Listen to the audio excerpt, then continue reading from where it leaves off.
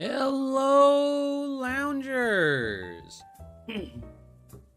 Hello, JJ. Hello, what's going on? Minion, hello. Arkema, hello. Got some nice lovelies up in the chat already. How's it going, everybody? Oop, where am I? What? Where am I? There I am. Hey, there I am. Just recovering from the flu. Anims, hello! Hello, everybody! Is MasakoX gonna be here? No, MasakoX is not here. I am just the artist for the thumbnails. Masako occasionally pops into the chat, but, a lot of times he's just lurking and doing things. Very busy man. Regardless, welcome on in, everybody. I am your eldritch gentleman, tentacled mangaka, proprietor of the Tentacle Lounge, Malik Torihane, accompanied, as always, by the lovely Wallet Chan, the living definition of money talks. And over here, we do casual gaming, chill art streams. We are sometimes lewd, sometimes wholesome, but always loving and supportive. And I welcome you to the lounge and hope you enjoy your stay. Today is What If Weekly Day and the very start of my Halloween event. T-Cash, thank you. Thank you so very much for the follow. Welcome on in, welcome on in. How come he suggested me here on subscriptions? He usually tells people to show up here because it regards his channel. We're doing the thumbnails for his channel. So, let's see. What's my favorite color and piece of clothing? Favorite color? Purple. Piece of clothing? Probably my mask. And Mondo, I have no control over whether or not Mondo works on Dragon Ball New Age. That is all up to him. But, TK Ash, hello?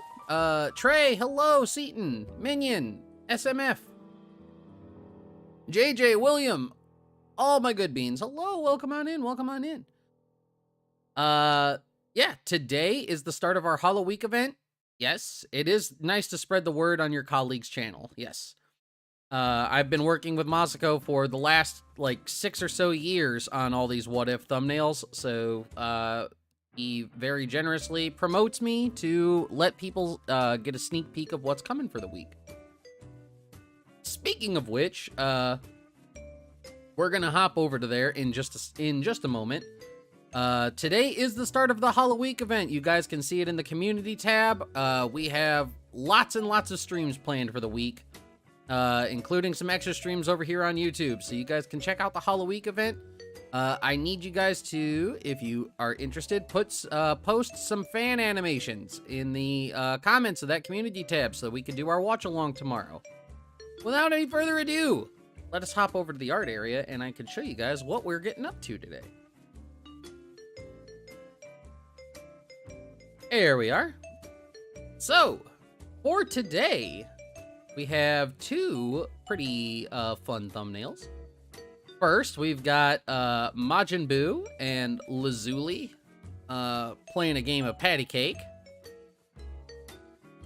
How am I feeling today? I'll feel a lot better once I have my coffee, which is just about to finish brewing. We got Lazuli playing some patty cake with Buu. And then we've got Old Man Napa. Old Man Napa, trying to protect Pan from Gamma number 2. Speaking of Halloween, is it safe these days for kids to receive candy on Trick or Treat? I mean, I don't see why not. I mean, you shouldn't just, like, take whatever candy that is given out and not check it. I mean, that's been something that's been passed down for decades and decades and decades, you know? Always check your candy.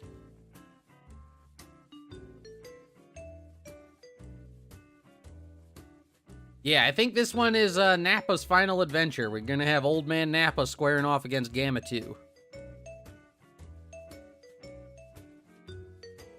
But before we hop into that, chat,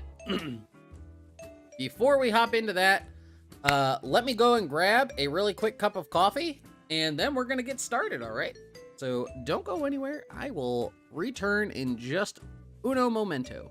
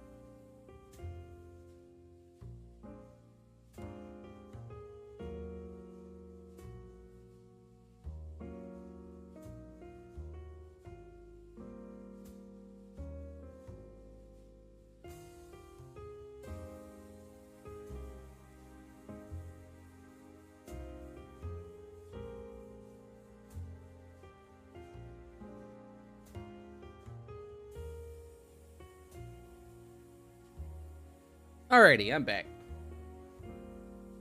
Unless Masako pulls a Raditz and decides to do what if Napa turned good GT? Yeah. You thought your family? No, man. Checking candy has been a thing since the... Man, I mean... As early as I remember, which was the 80s. No, that's long established to been a thing, because you need to check your candy because there are weirdos out there who do bad things to candy for whatever reason. For whatever reason they get off on hurting children. Where's the Blackwater Mist Part 3 thumbnail? We don't have one. Rex, hello! We're gonna go on ahead and get started there, chat. First thing I want to do, though, is I want to move this over a little bit. I want this to be a bit more centered. Who's that with Fat Boo? It is Lazuli. Test, hello! Welcome in, welcome in.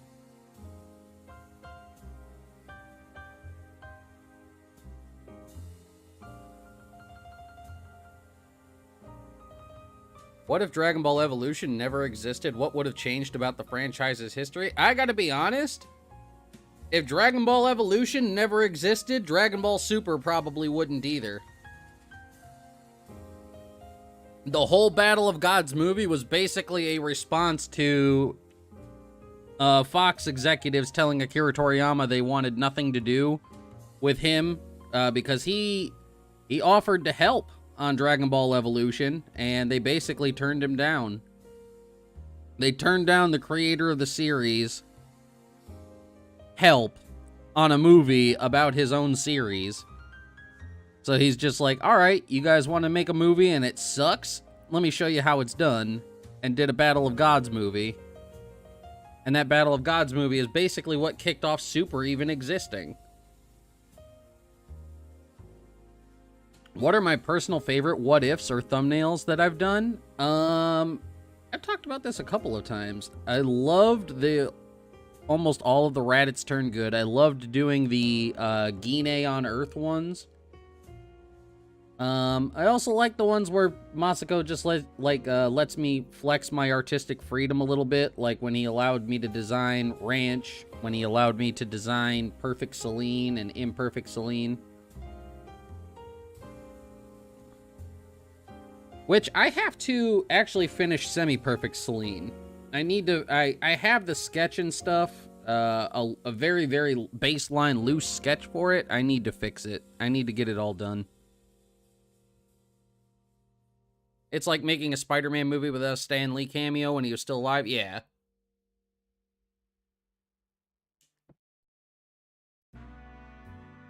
Hello, Test. Yeah, we got Lazuli playing some patty cake with Fat Boo.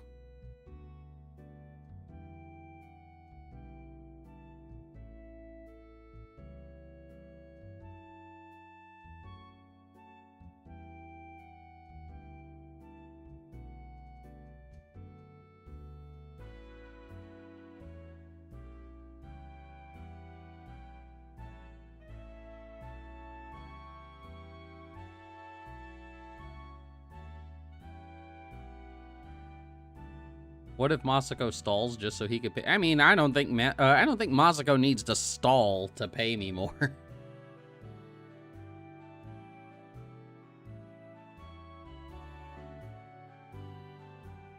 I am happy with the payment arrangements that we have.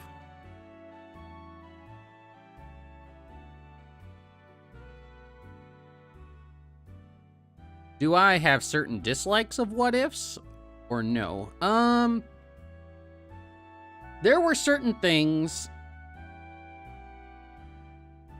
There were certain, like, things in certain what ifs that, I didn't necessarily agree with, that I think the story would have, I think the story could have went in a different direction. The most notable example of that being with, Adult Ranch. And even to an extent, Kid Ranch. I actually had ideas for what I thought would happen with Kid Ranch. That never wound up being to fruition, but that's, you know, that's neither here nor there. It's not my story.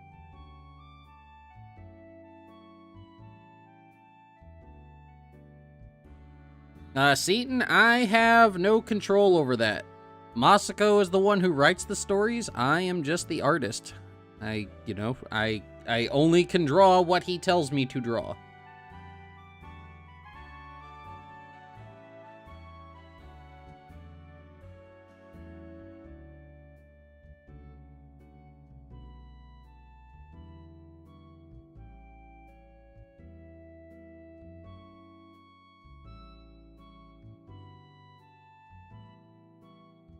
Oh, thank you, Test. What if Bardock came back with milk?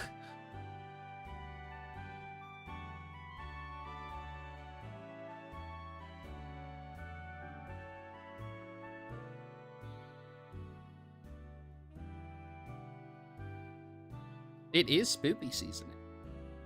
Have I watched Andor or heard of it? I have heard of it. I don't watch it because I don't have Disney Plus and I refuse to have Disney Plus. Disney has not given me a whole lot of reason to want to give them a lot of money lately. I've been noticing that a lot with a lot of different franchises and companies.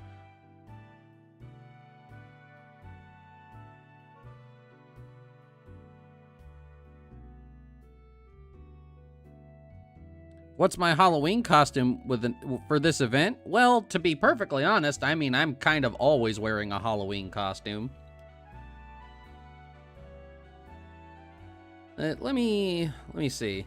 Hold on a second. Maybe. Let's see. Do we have any like spoopy kind of thingies? Let's see.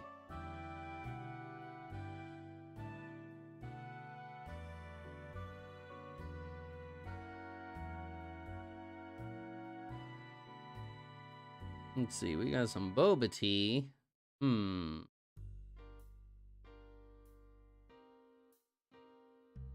Ah, here we go. I know what we'll do.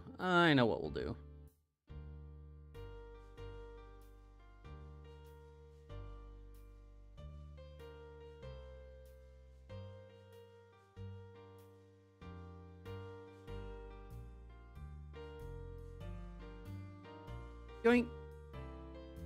Yoink. There we go. How's that? I put my Cult of the Lamb hat on and I'll turn my tentacles on every now and again. How about that?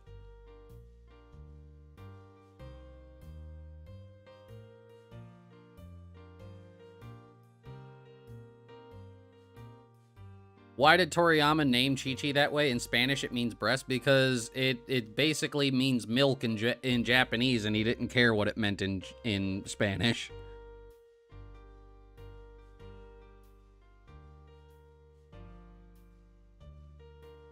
That's just like the big misconception that like Neon Genesis Evangelion, that they were like trying to say something about Christianity and everything. No. They just used a whole bunch of Christian iconography and imagery because Christianity is a very foreign religion to them. And the imagery and iconography is cute. Or, well, not cute, it's cool. So they used it because it looked cool. I mean, it shouldn't feel weird referring to his wife with that name because that's her name. I mean, you know, one of Bulma's daughter is named Bra.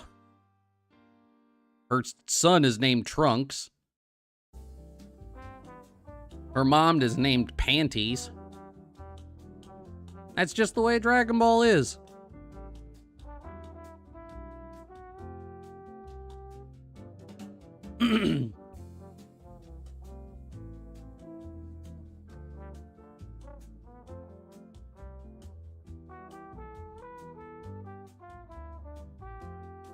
You're probably not writing Gohan as the main character. Arkema, I can't give really any advice because like I said, I've said a bunch of times before, my advice when it comes to Dragon Ball stuff is very, very rigid.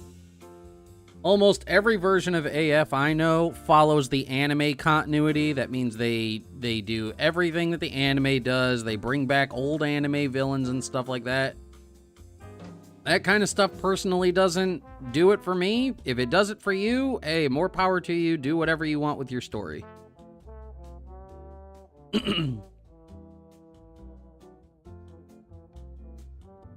What if your relatives laughed at that name if they heard it? Then Toriyama did his job. He didn't name people to try and make them sound cool. He named people after name puns. And name puns in Japan are meant intentionally to be a joke. Why do you think all the Saiyans are named after vegetables? Why are all the Frieza Force members named after fruits? Why is his elite guard named after dairy products?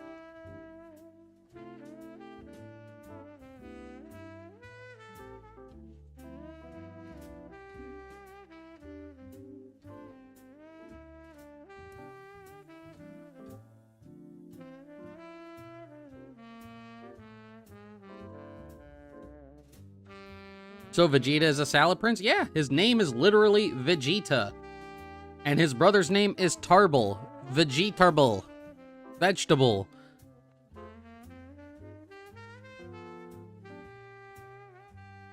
Yeah, the heaters are named after heating utensils. Frieza and all of his family are named after things that keep things cold.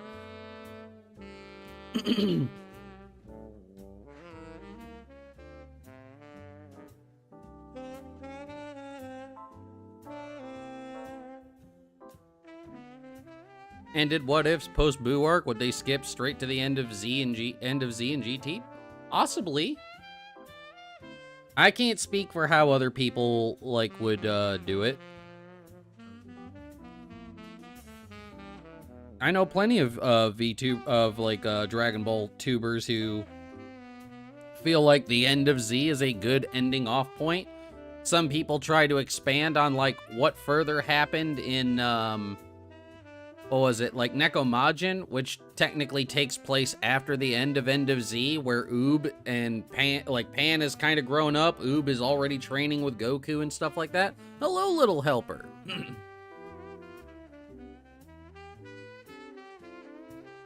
Granola, don't need to explain that. Yeah, he comes from a race called Cerealians. They're named after cereal.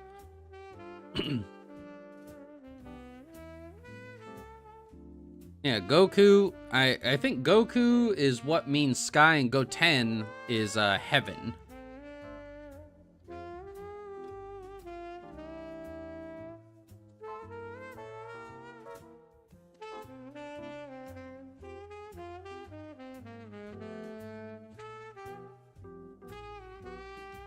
Oh, I have no issues. Well, I mean, I can't say I have no issues with GT. I like GT a lot.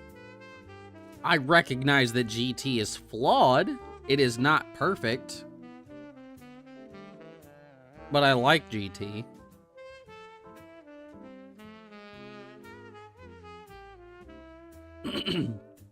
One thing that always stays constant in Dragon Ball, the food puns? Yes.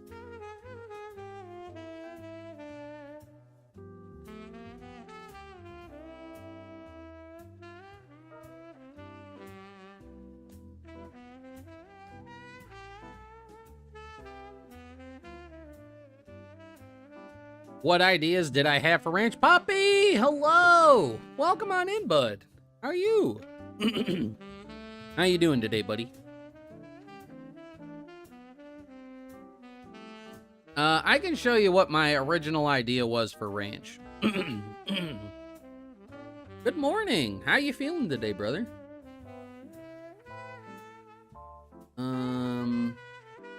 Where did I put it? Why are yes. Yeah, that's the whole reason Bulma's family is all named after undergarments, so that you will giggle when you say their names. I think I have it listed as comparison? Yes. Okay. The jazz is so good. Yeah, I love having the nice chill vibes in the lounge.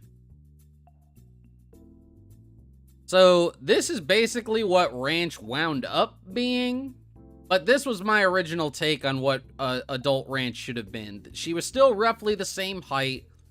She wasn't basically just a swole Amazon. She dressed more earthly, but would still kick your butt in a fight, you know? She was very sure of herself, kind of just a little bit of a tomboy. I kind of preferred that to her just walking around in fighting outfits and stuff. And the other noticeable exclusion was she no longer had a tail, which was something that it was a storyline that I pitched to happen earlier on in her life. But again, it never went that way. I did, however, get commissioned a few times to do ranch in those, you know, in that new style in full color so that we could see what she, you know, looked like. So yeah, she was still muscular. She was still a badass. She still fought. She just dressed in earth clothing. I had that. Then I had her fighting Hayes Shenron.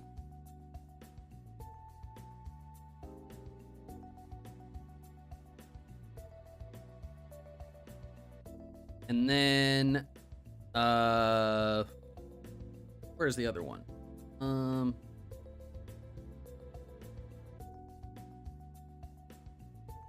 There it is. I'll do it without the beams. I also had Super Saiyan Ranch and Trunks, teaming up to do the Buster Cannon and a Kamehameha combo.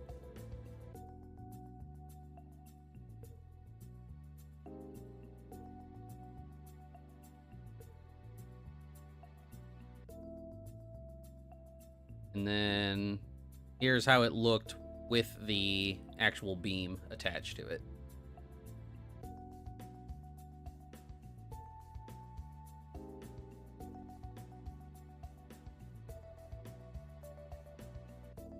You dig the shorter ponytail? Yeah, it's like I said, that was my original idea for what I wanted ranch, what I thought ranch would be, but it just didn't wind up going that way. That's sometimes the way it happens. Bobby, how you feeling, brother? You sleep good, bro? Yeah, it was meant to look more like her future counterpart. The one that I had drawn of her earlier, where you could tell she's muscular. She's a fighter. She just doesn't have to be, you know, a jacked Amazon. Now, don't get me wrong. I have no disdain for jacked Amazons. We stan our muscle ladies in this lounge. It's just not what I had in mind for ranch.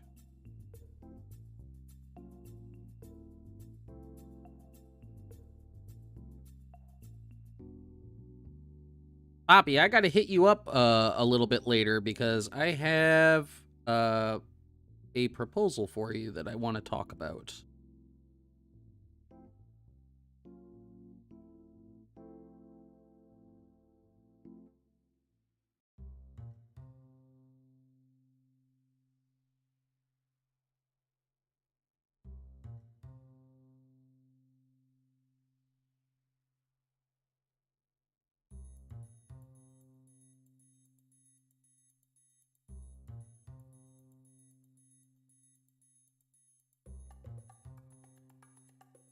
Yeah, slightly beefier Guinea, but just like 6 feet tall.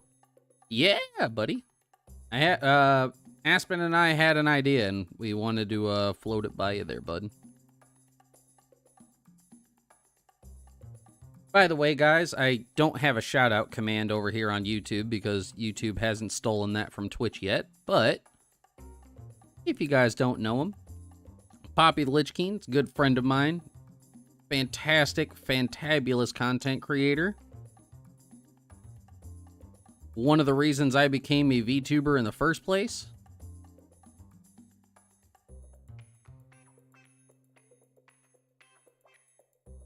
Awesome content creator. Very, very privileged to be able to call him my friend. He has a YouTube channel over here where he be sharing some of his, he be sharing some hilarity.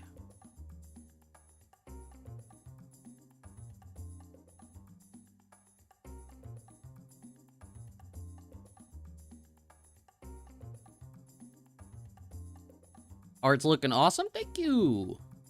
I'm trying there, bud.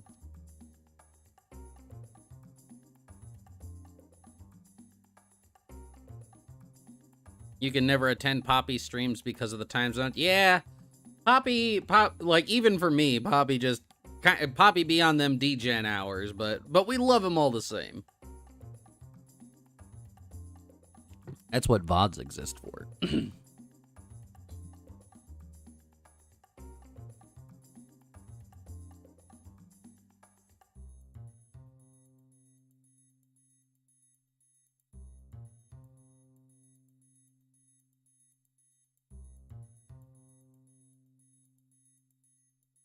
Aw, you don't gotta be sorry, Isabella.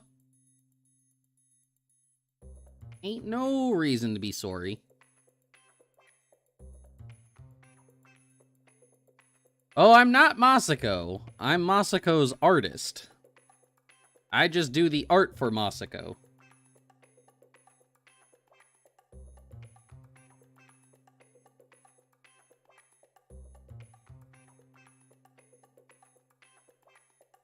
Nerd King, hello! Thank you for the super chat.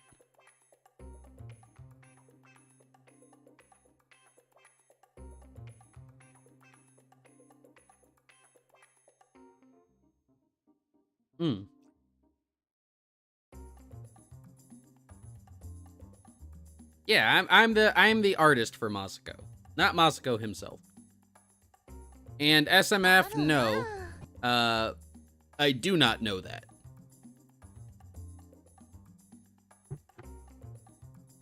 I don't often, like, see the characters as color-coded. I just see them as what they are. They are Saiyans. They are Namekians. They are not whatever coded. I don't see that.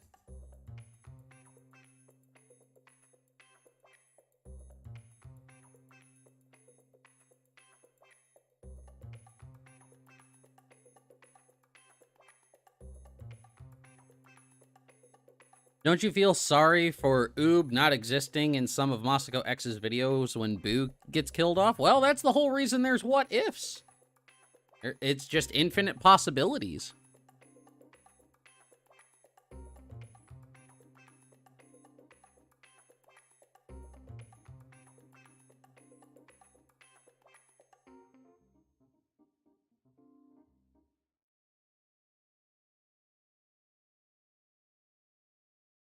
Am I a part of Revelation F? I am not. I was briefly a part of the Dragon Ball R&R team, but I have not been since episode 2.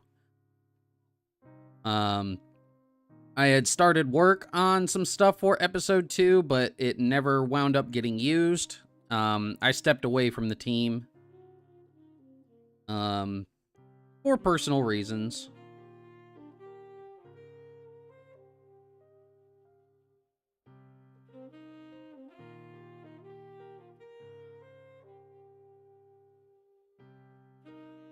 My reasons are my own.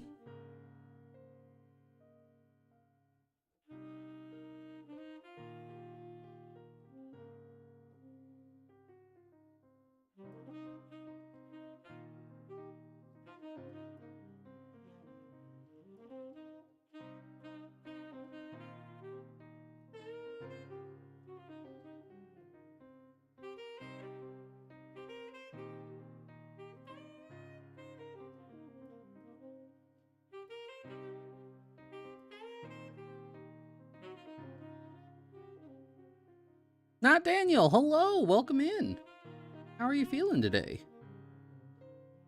Thank you for coming in and joining us here on Hollow Week.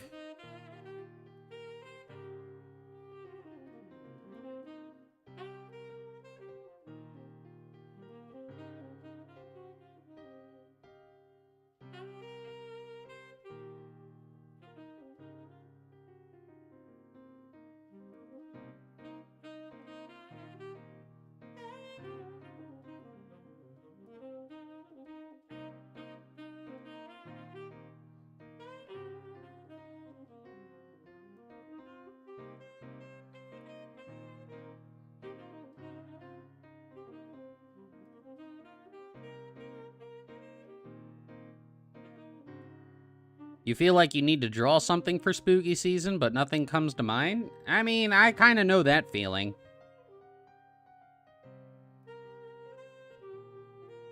I should start my own series? It's funny you should mention that. I actually have my own Dragon Ball series.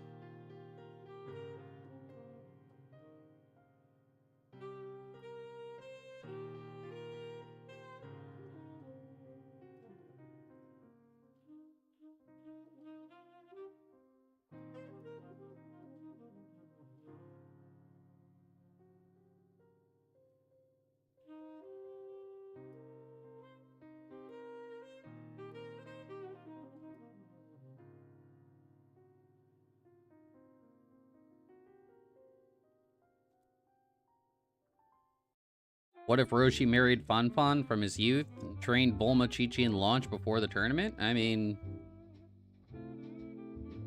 that's something that you could certainly talk to Masako about.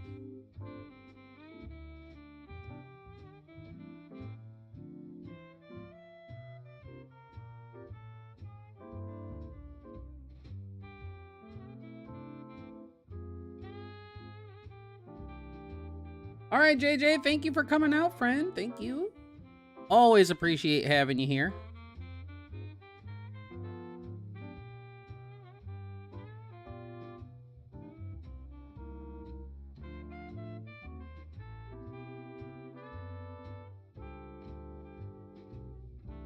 Masako has never noticed your comments. You wonder why? I mean, I've seen some of like his round table discussions and stuff. That chat goes by awfully quick. I'm sure he tries to see a lot of people and to see a lot of your guys' comics. Yeah, a lot of your guys' comments, but he is only human. He can only do so much.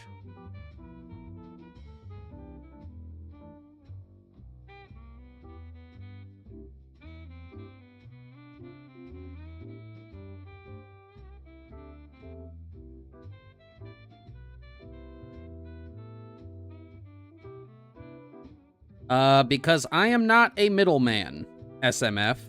I am not a messenger.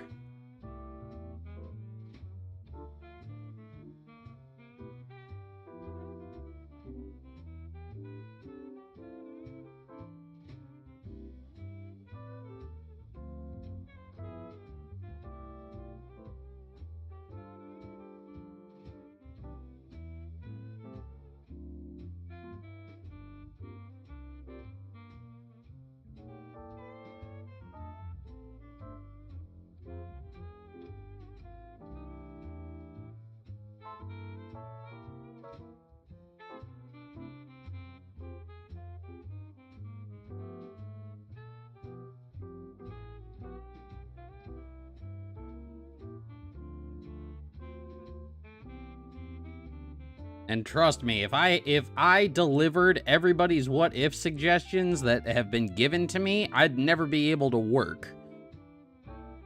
Because like my DeviantArt page always just gets inundated with people, hey, could you tell Masako this? Could you tell Masako that? I am not his messenger.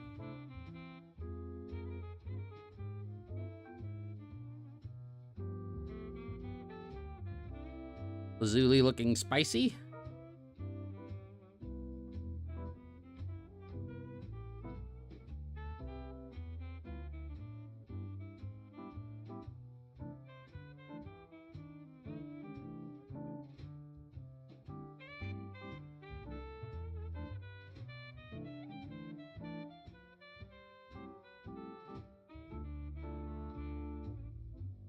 The ponytail suits her? Yeah, I think it kind of does too.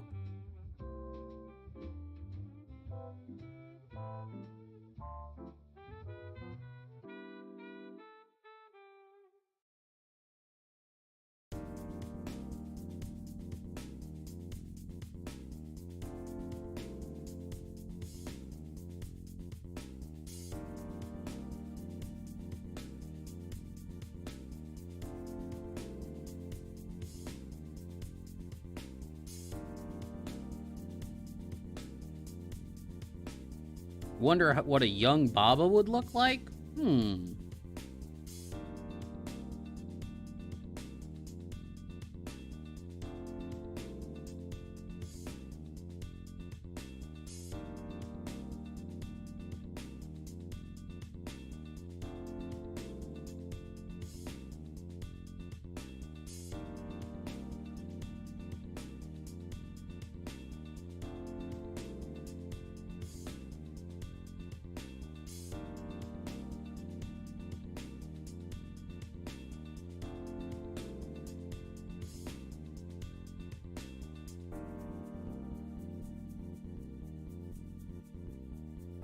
go.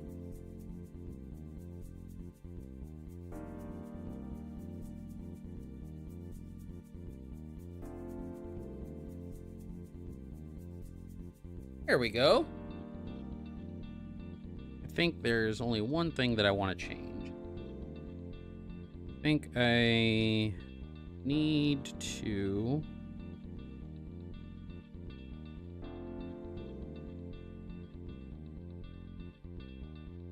No, not that.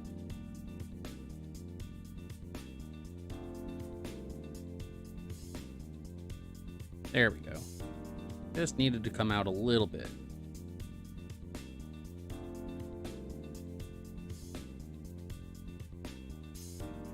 But yeah, if you want, like, Masako to see your suggestions, like, the best idea is to just keep hitting him up on those roundtable discussions and stuff like that, because a lot of times that's where a lot of these ideas and stuff come from, is from those roundtable discussions.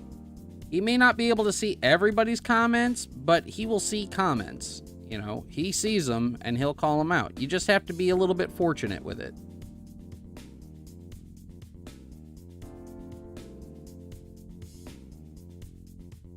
That's all there is to it, really. He's not that hard of a guy to get a hold of. What an old bra look like in the Goku Jr. era? I think she's dead by the time Goku Jr. Happens.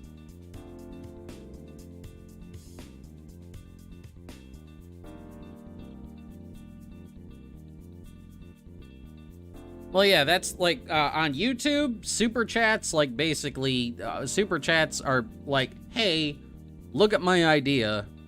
I gave you money, you have to look at it, you know? I hate that it's that way, but I mean, that's basically what super chats are. Is there a reason I stopped doing commission live streams? Simple, because I want to be able to get through my commissions and stuff a lot faster. When I was doing my commission live streams, I was doing things very, very slowly because, you know, having to work on the art, but also interact with chat and, you know, keep up with you guys and interact and talk with you guys, it could slow me down. And I'm on a bit of a time crunch because I'm paid for those commissions and they need to be done in a timely fashion. So it was much more advantageous for me to do commissions in like off stream where I could work on them faster and pump them out a lot quicker instead of doing them just on live streams and then, you know, people being delayed and their commissions not getting to them on time.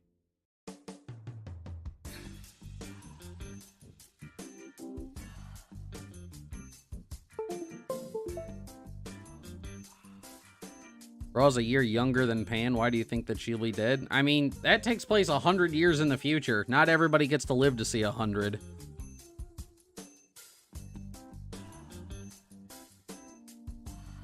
All right.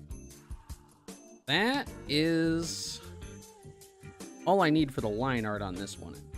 Yeah. Yeah, I think that's good for the line art on this one. Oh, wait. Here, I know what we're going to do.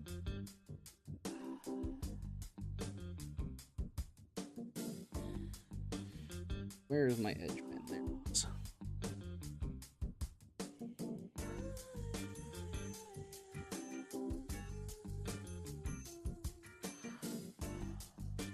Nope. Wrong way. Here we go. There it is. That's what I was looking for.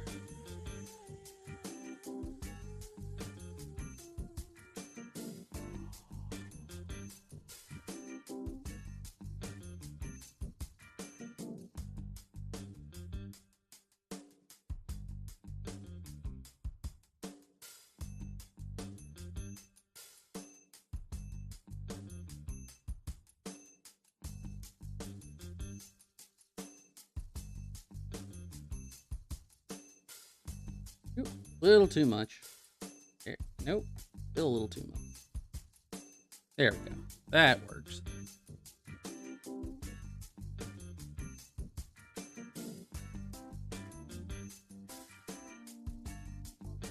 Do I still answer what ifs here for fun? Occasionally. Like, if I think I have an idea about something, then I can respond to it.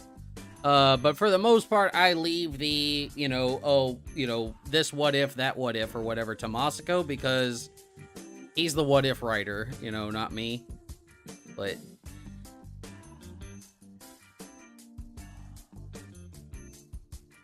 what is she wearing? This is the outfit Lazuli has been wearing, ever since she got, brought into the timeline, because this is a different, this isn't Android 18, this is Lazuli. All right. Speaking of that, I have to open a thing on Lazuli. My least favorite Dragon Ball villains? Probably the movie ones. The movie ones are all very, flat, one-note villains.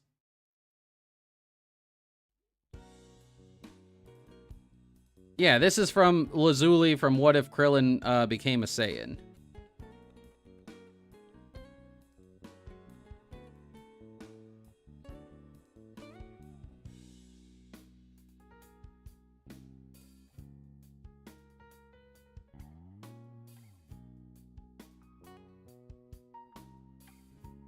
See, where is my... Oh wait, I know which one to get. I have the, it gives me a full body shot of Lazuli. Where are you? I think I called it Krillin Gets a Gal. Yeah, there it is, Krillin Gets a Gal. There we go. Start coloring this in.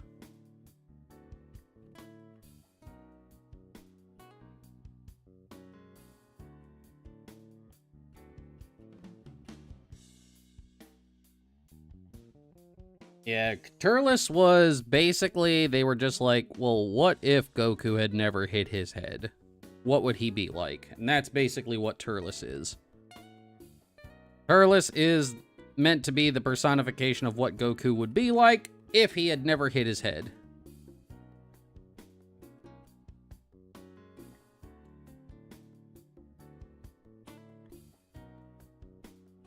So, evil Goku without being Goku.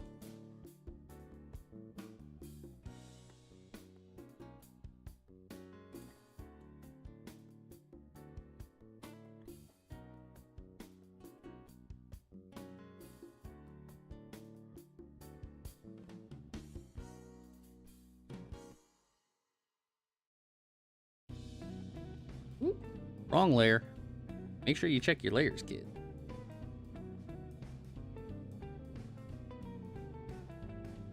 Oh, I remember how broken Devilman is. I was a reader of Devilman and a watcher of Devilman a long time ago.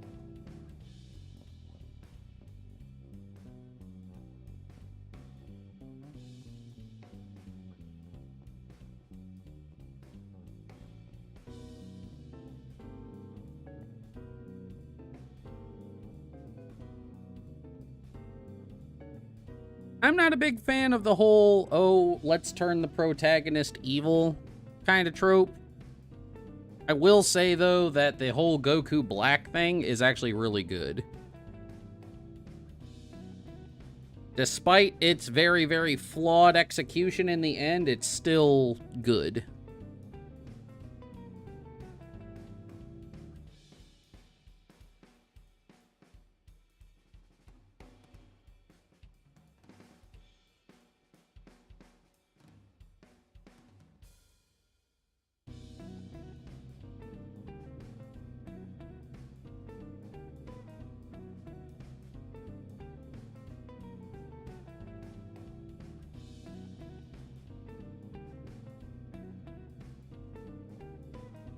Twin Star, thank you.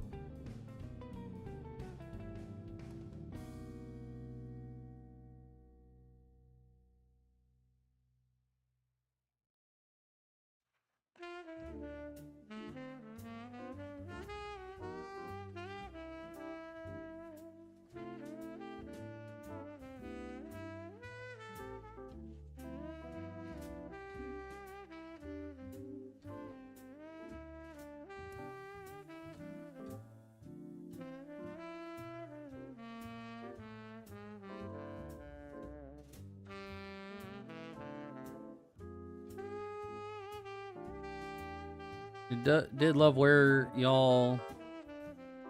Where Goten... Was Goku black? Ah, okay. Yeah. I remember that theory being everywhere. Love watching my streams. They give me art motivation. Aw, thank you. I love hearing that. I actually have quite a few people who tune into these streams and draw along with me. It's very nice to hear. Thank you.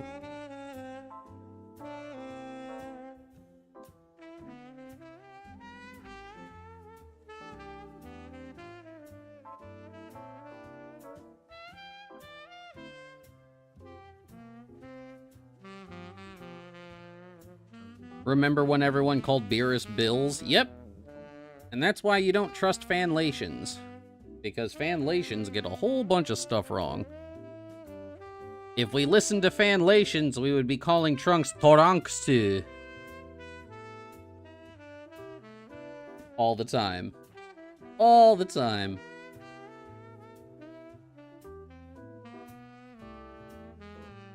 Fanlations are pretty good at some things, and they are terrible at others.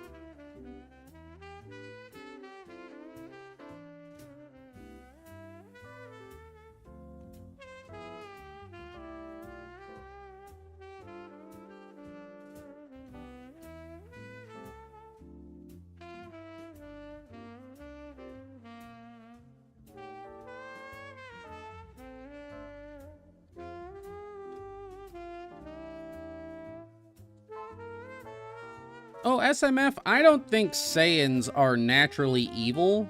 They are naturally aggressive, which gives them, they are predisposed to lean towards the evil side. Because evil is what gives them the ability to go out and raise planets, you know?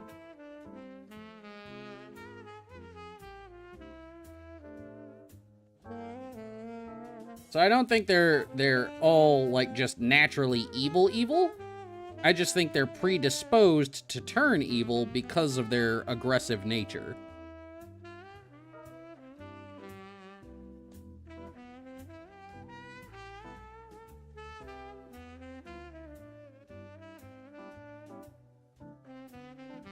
And a lot of them just wound up liking it a lot more than being good.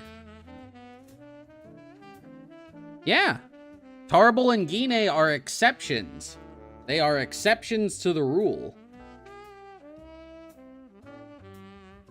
Heck, I wouldn't even say that Beats, the really thin Saiyan from Dragon Ball Super Broly, the pilot, I wouldn't even say he was naturally evil.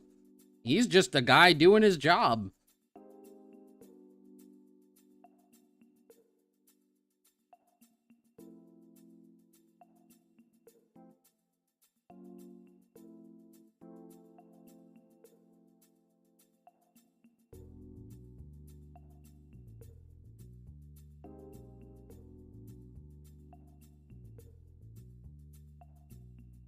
Yeah. They, like the strong Saiyans, you're rewarded for your strength and your cruelty in the Frieza Force. Strength and your strength, your cruelty, and your ability to effectively do the job is what got you somewhere in the height of the Saiyan Empire. So, you know, it makes sense that, like, aggressive Saiyans would lean more towards, like, the evil side, because they're trying to impress their evil overlord boss. And that's just the kind of society that they were living in.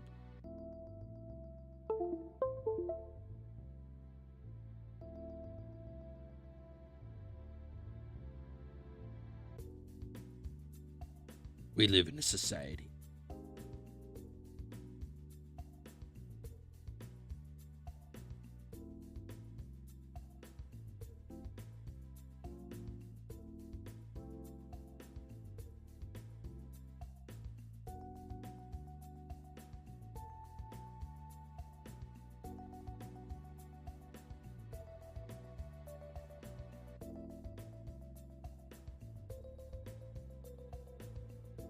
Well, in my opinion, Yolan, here's what I have to say about Tuffles.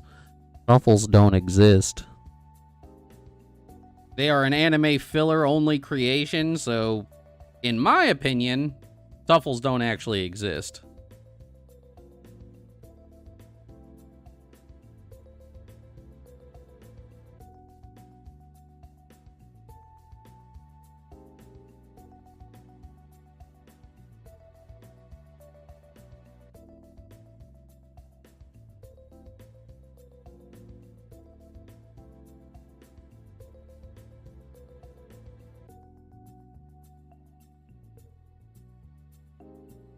People say the same thing about Blue Kaioken. Yep.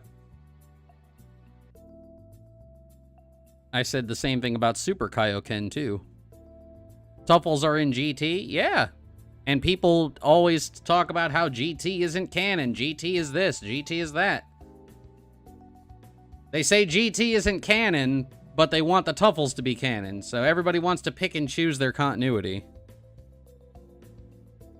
What are the weird aliens that Bardock meets facing Chilled in that anime special? Those are the Plantians.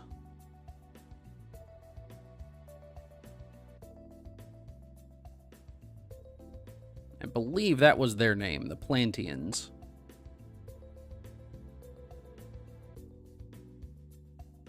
Oh, I love GT.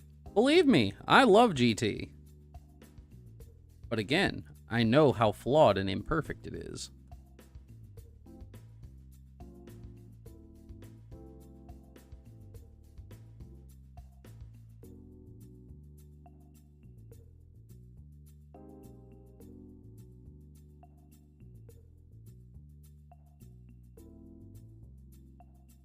All right.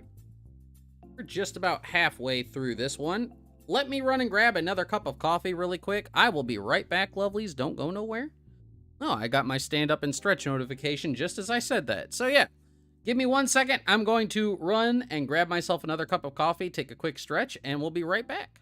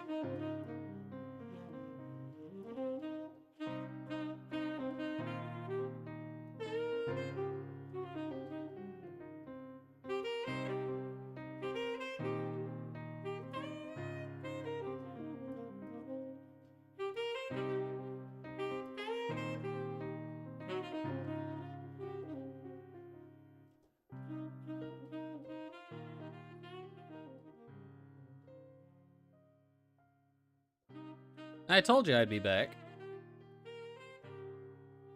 There we go. Thoughts on Toei's dragon? What about it? What dragon? What about it?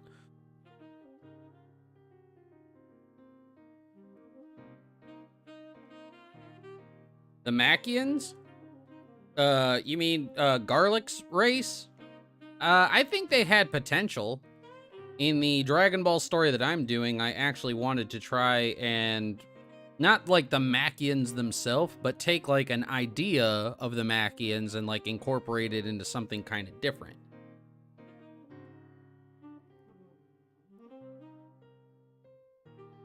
Super Saiyan 4? Super Saiyan 4 is easily the best thing out of GT. Everybody can talk up and down about how GT sucks, but the one constant is that everybody likes Super Saiyan 4.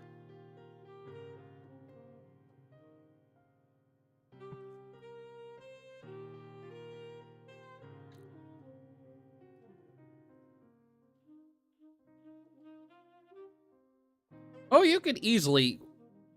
Yolan, there is nothing ever that would never not make sense in Dragon Ball. It just takes some doing.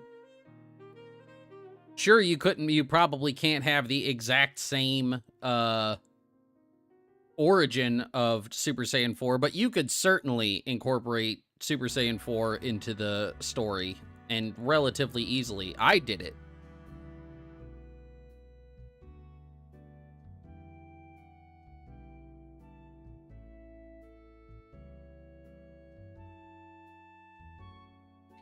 Let's see, I'm trying to find a picture of Fat Boo.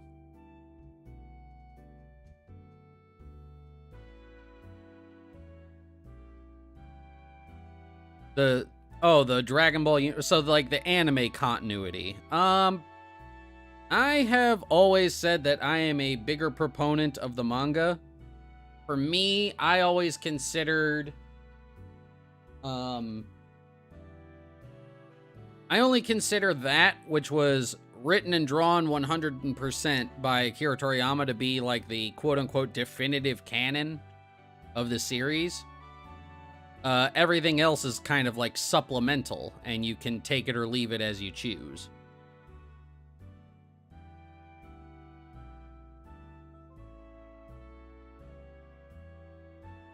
Let's see, I'm trying to find a good render of Fat Boo. There we go.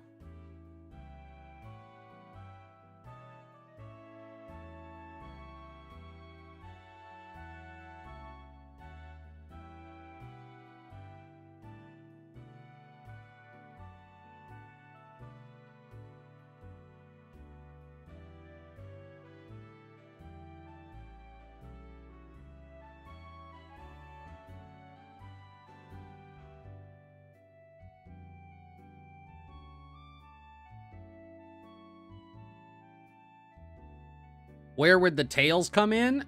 That was simple. So I took an idea from Dragon Ball Budokai 3. I made the tails a part of the Super Saiyan 4 transformation. Kind of like how your hair grows out super duper long when you go Super Saiyan 3. I made for Super Saiyan 4, I made it so that whenever you go Super Saiyan 4, your tail grows back. That was my really simple fix for the tails.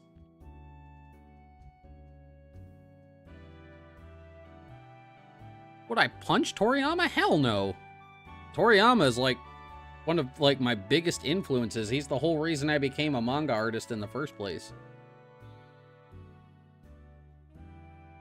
Why would I ever want to punch Toriyama?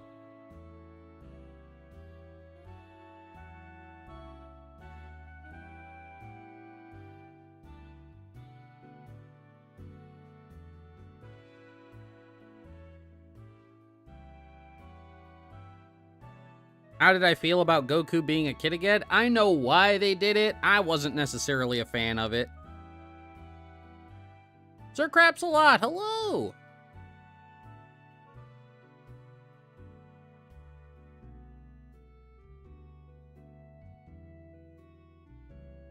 Yeah. So, here, I could show you what I'm talking about, Yolan. So, in the comics, in the manga series that I do, Super Saiyan 4 is a thing. And it takes place post GT. But I've remodeled GT just a little bit. So this is Vegeta standard as he's just training. This is just how he is. And you see, he doesn't have a tail.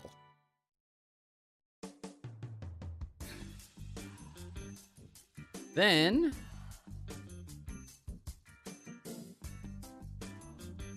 and this is just right before, so there's Vegeta again, still got no tail.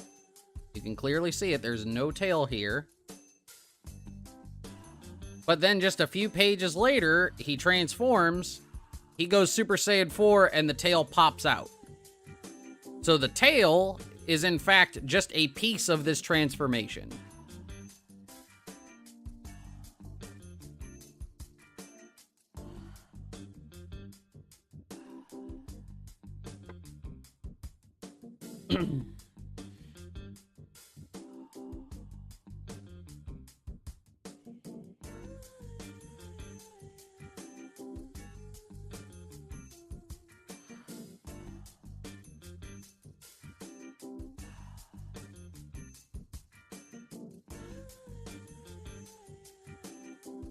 Watching Gohan not train, get mad, and suddenly being on Jeets and Goku's levels who train with gods and angels makes me want to slug him. Well, that all has to do with Gohan's character.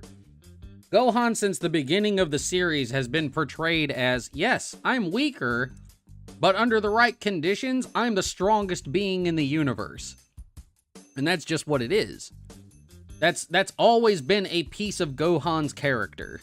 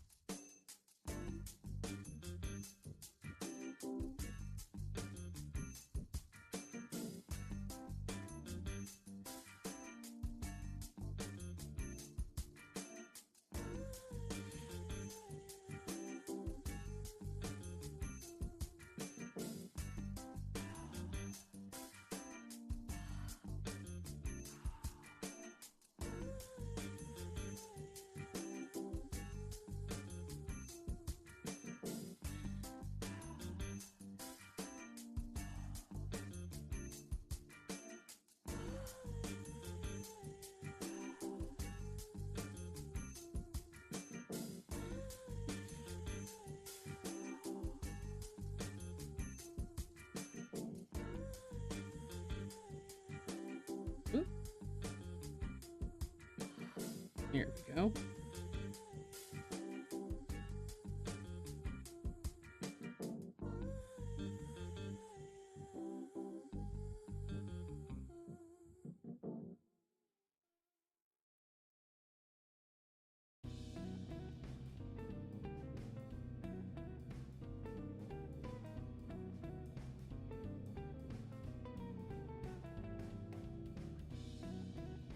Let's see.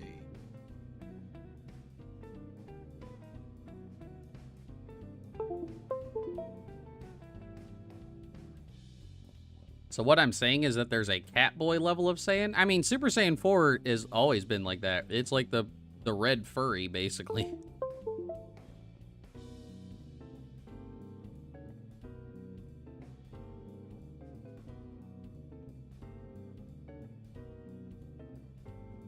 The thing that you absolutely hate is that they keep refusing the drunk with power thing. Happened with Cell, Boo, and almost with Cell Max. Oh, they keep reusing the drunk with power thing. I mean, I think that just has to do with the Saiyan nature. You know, when it's like when Goku became a Super Saiyan for the first time. His aggression dialed way the heck up. And it's supposed to be even more pronounced like the higher Super Saiyan level you go. It's supposed to dial up your aggression a lot because it's an form inherently powered by rage. So Gohan becoming more aggressive is kind of a thing. This drawing is pretty wholesome? Yeah.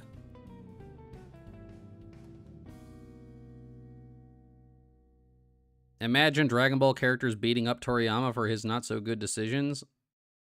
I know another artist who does something like that. They have their own type of Dragon Ball content, and the Dragon Ball characters are always beating them up for it.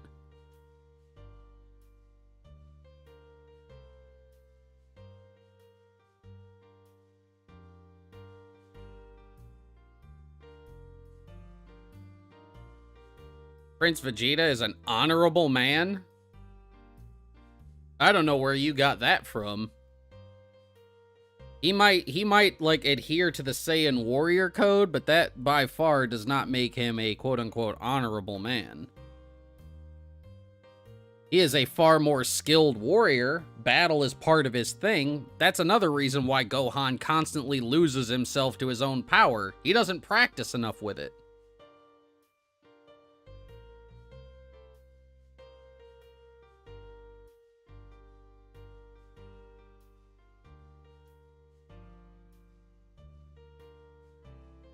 if he did, he'd probably be more on like Goku and Vegeta's level on a more constant basis.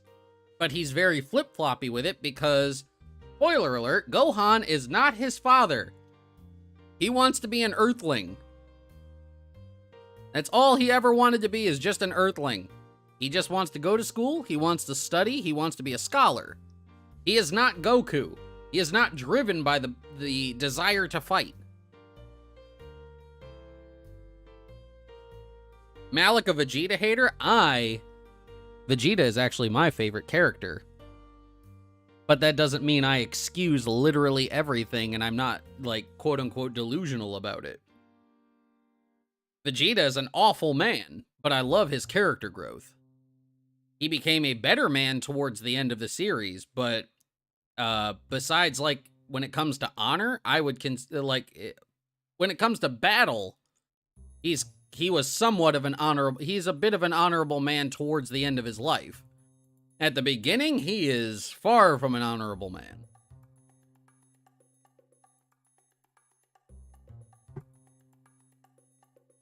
All right. It is time to do our shading.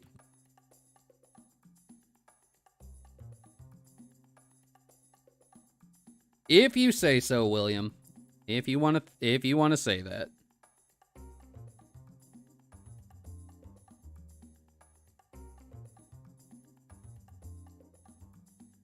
I love that particular style of excuse. Oh, you just have internalized hatred that you can't see. Okay.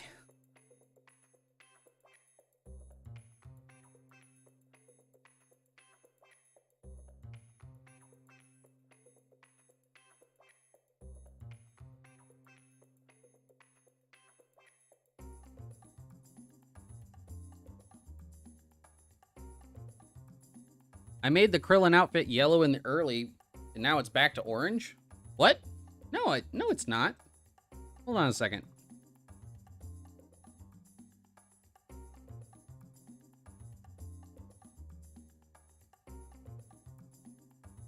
No, I've been doing Krillin's outfit with that yellow. I haven't done it in orange.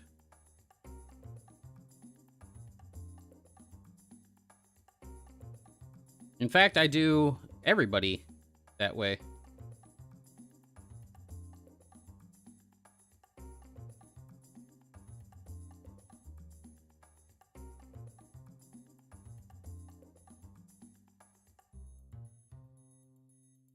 I know at first like there was a time in the start where like I constantly did that orange outfit, but I can't stand the way the orange is actually like, that's an anime thing. So I try to make it closer to the what the manga said that the color is, which is golden yellow instead of orange.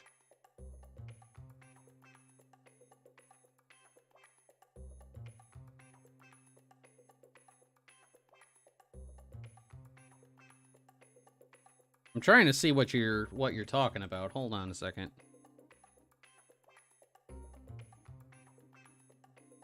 Give me 1 second. I gotta see what you're talking about here.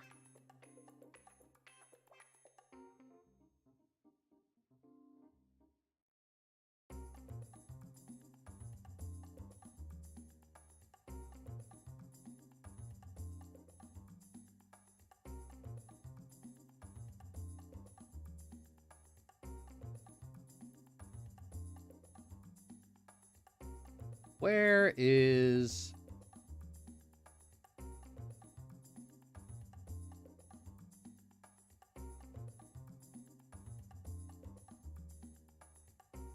Oh, Dragon Ball playlist.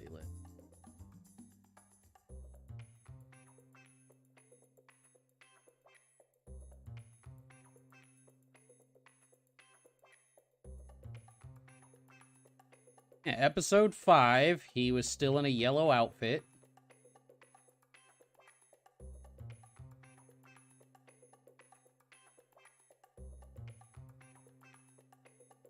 Oh, I see what, yeah, I see what you're talking about. It was in episodes 13 and 14. It appeared a little bit darker than normal. Yeah, I wasn't using the I guess I didn't use the proper colors on those. That's just a small continuity error.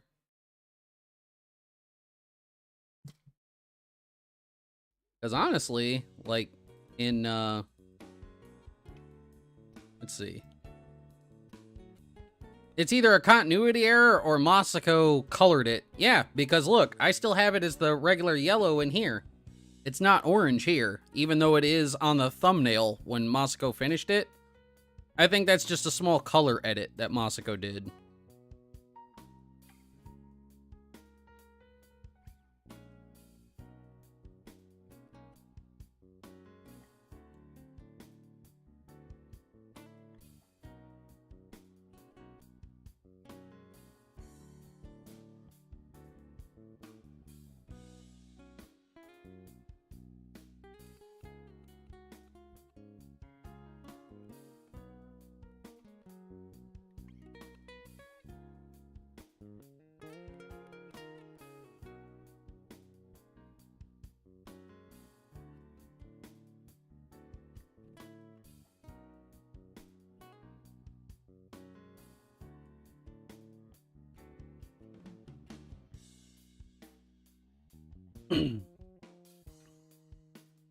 Also, I saw a question about whether or not, like, Shin would do anything. In the continuity of my story, Shin is still fused with Kibito. He is still Kibito Shin. And I try to treat them with a little bit more reverence and respect. They are supposed to be gods, after all. So.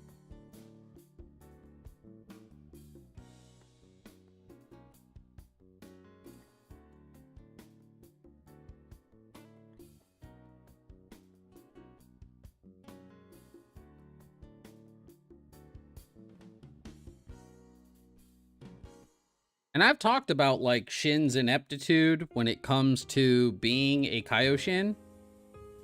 I blame it on the fact that, one, he was the youngest of the Kaioshin when Boo killed them. So he was probably relatively new at the job despite being the East Kaioshin. And didn't get the chance to learn everything, you know? So I kind of chalk up his rather sizable ineptitude to the fact that he just wasn't prepared to take on the massive responsibility of doing the job that 4 or 5 Kaioshin used to do by himself.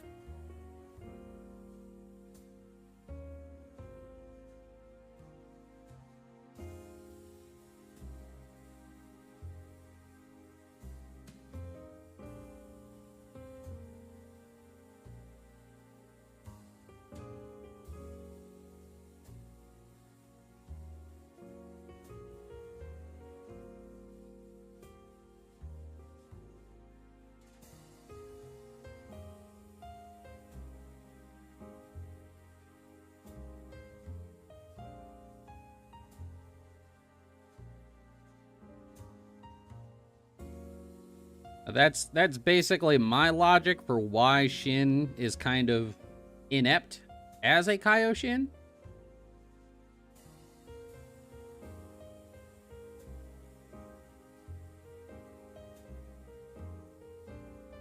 William, come on, man. Don't. Can we just not do, like, just call it, his name is Fat Boo. You don't have to call him Body Shamed Boo. Come on, dude. Just got back from school. Have a great day. Thank you, Random.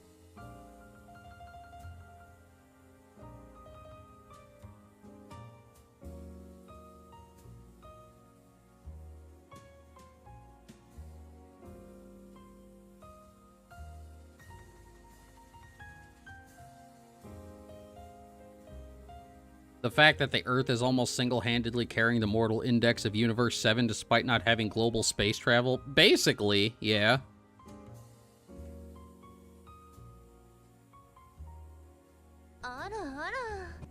I just got back from school. Have a great day. Thank you, Random.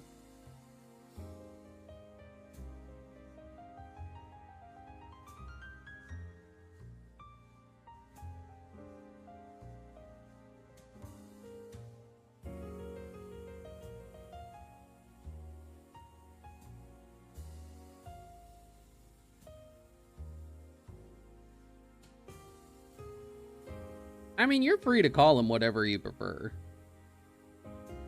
I don't care. I just, like, I don't like the term body shame. Bro, just, come on.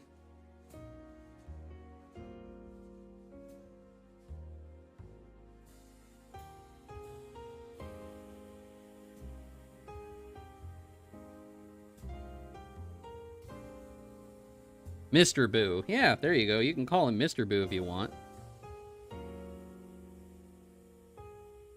Yeah, and nobody's ever referred, and nobody has, in the series, has literally ever referred to Ultimate Gohan as Mystic Gohan, but everybody still calls him Mystic.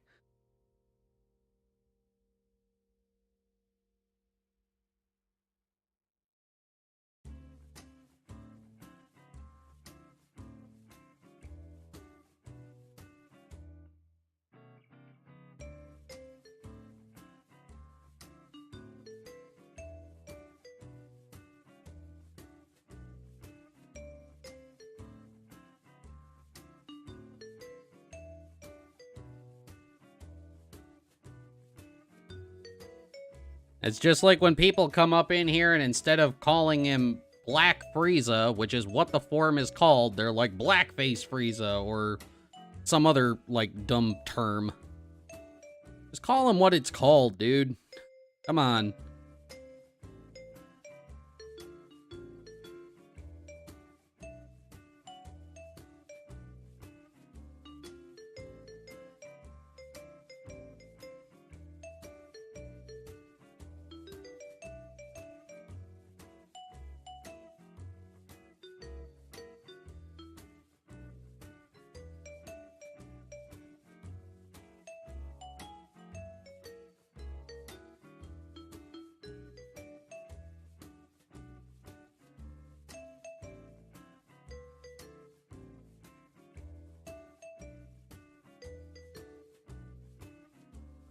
My favorite dubism?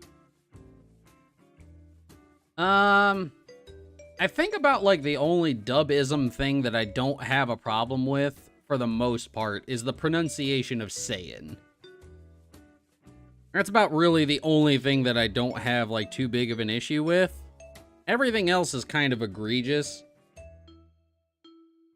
And it's created a lot of, like, problems that we've been struggling as a fandom and a community to alleviate, you know, and correct. Like, the pronunciation of, like, Kaioken. When it was, when, like, in the Ocean dub, people called it Kaioken, you know? There's certain things that are dubism that I don't necessarily mind, like I said, like the pronunciation of Saiyan. I know it's Saiyan, but it's just one of the things that, you know, it doesn't bother me as much anymore.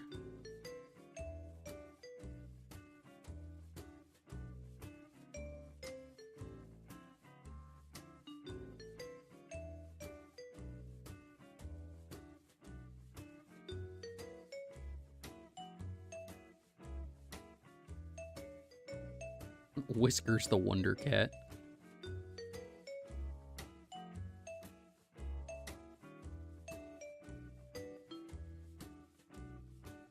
Skinny Boo still looks funny? Yeah. Both Skinny Boo. Well, I think, like, so the gray, the evil, like, Wrath Boo that he was called in the manga. Hey, Firecraft, how's it going? So, like, Wrath Boo, like, he was, like, a really good foil to, Fat Boo, right? But, like, the muscular version of Fat Boo that we saw in Super, everybody calls him Fit Boo.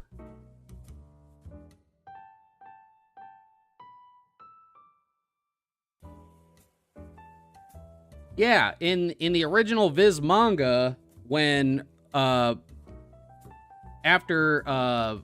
Mr. Satan is shot and Boo expels all of his evil and all of his anger in that steam, and it coalesces into that gray skinny Boo, the manga calls that Wrath Boo.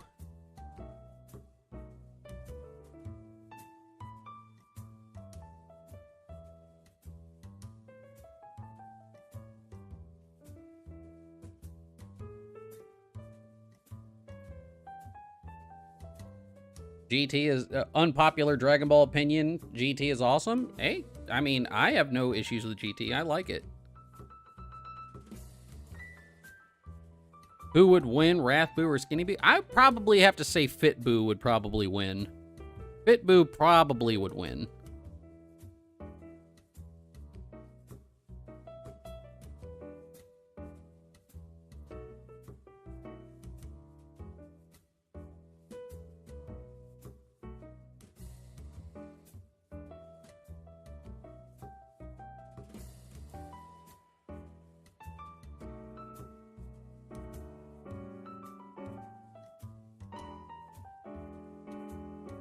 Yeah, I love how, like, that's another dubism kind of thing. I love how Kami, his name is Kami, where Kami is literally just Japanese for God. So they found a workaround to call him God without literally calling him God.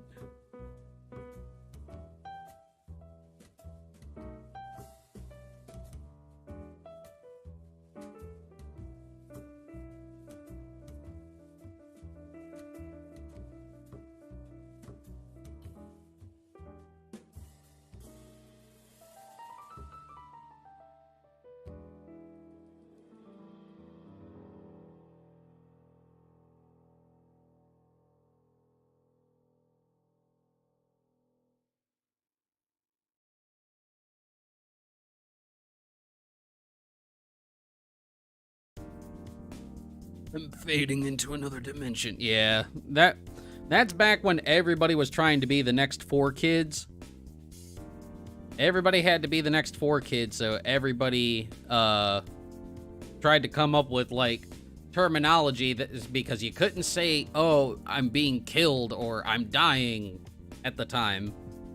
So you had to come up, that's why we got, like, fading into another dimension and sent to the Shadow Realm.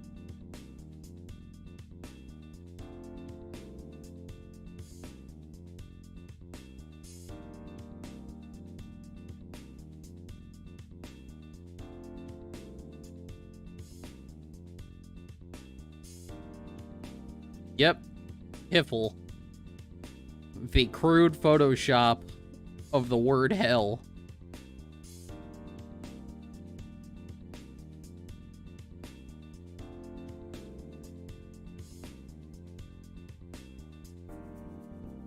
Oh yeah, I've talked about that before.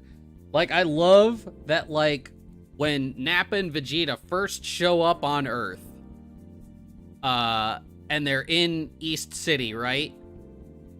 And there's clearly a crowd everywhere around them. Napa lifts his fingers and blows half the city away, right? And then as soon as him and Vegeta are back on screen, that area may have been evacuated, but it'll give them something to think about. I'm like, bro, we literally saw everybody around you die.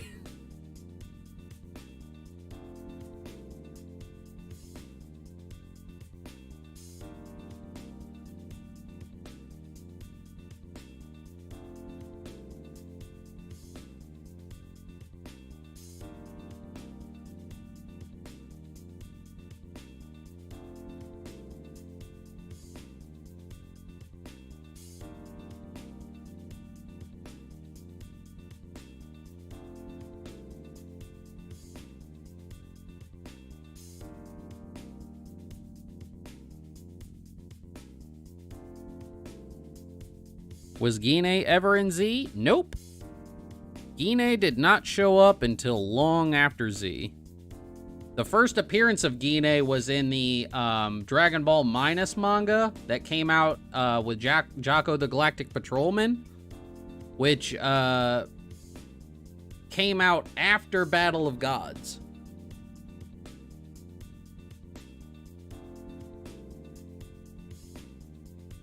So yeah, Gine was never... We've never seen Gine in the original Dragon Ball or in Z. She is a supplemental character who came out much later. I can see their parachutes. They're okay. Oh yeah, that's another one of the best, like, the best ocean dub lines. Ten Shinhan gets his arm knocked off by Napa, and he's like, "You just wait till it grows back." What? All right, Alex, thank you for coming on by. If you can stop back in, I'd appreciate it. Oh, that poor Photoshop job to make Goldo not be headless? Yeah.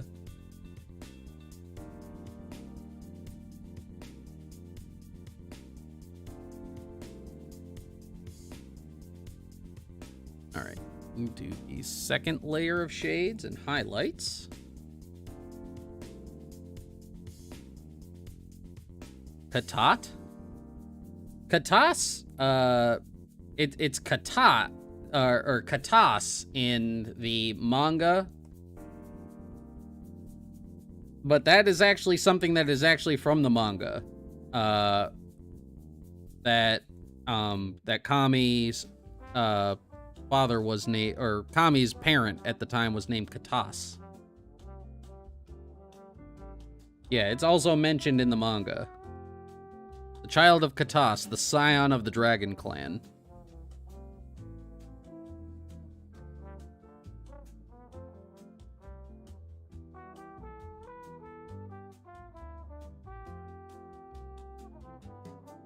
Why would the Saiyans go after the Dragon Balls if they've already been used to revive Goku? Well, because they didn't know how they worked. They just knew that they could grant wishes. They didn't know the ins and outs of them.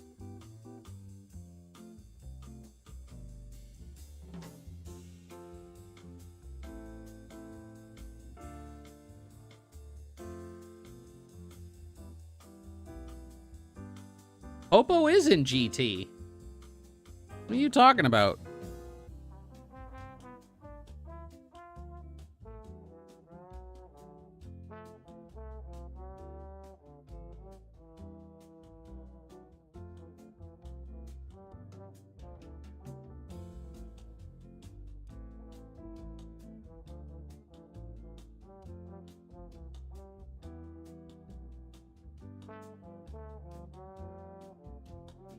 I have an eating problem, and I made a promise to myself that every time you draw, I eat something, so would you like some snacks or some chicken? Aw, man.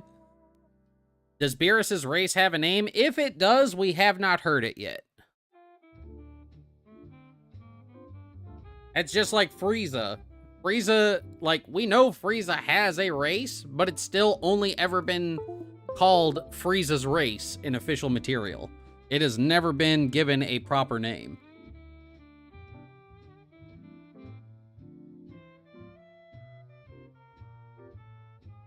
Arcosians is a dubism. Frost Demons or Ice Demons is a fanlation or a fan name.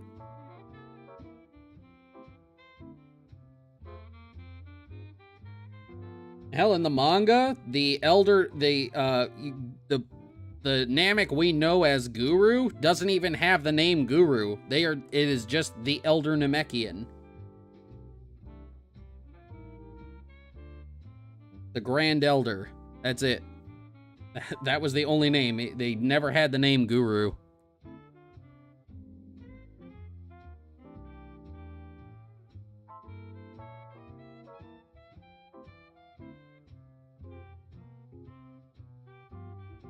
Well, there's actually an in-universe reason for why Goku never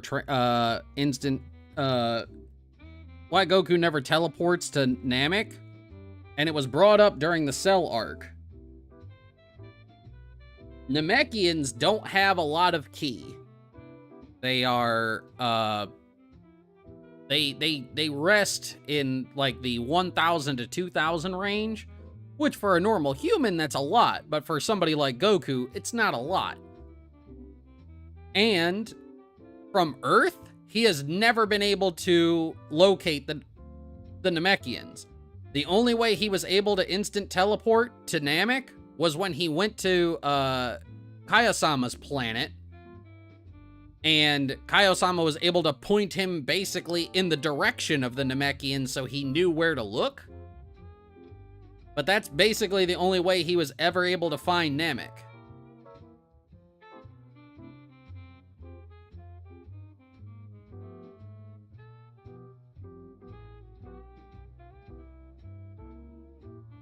And up until Super, Kaiosama's planet didn't exist anymore. In GT, Kaiosama was still on the planet of Heaven.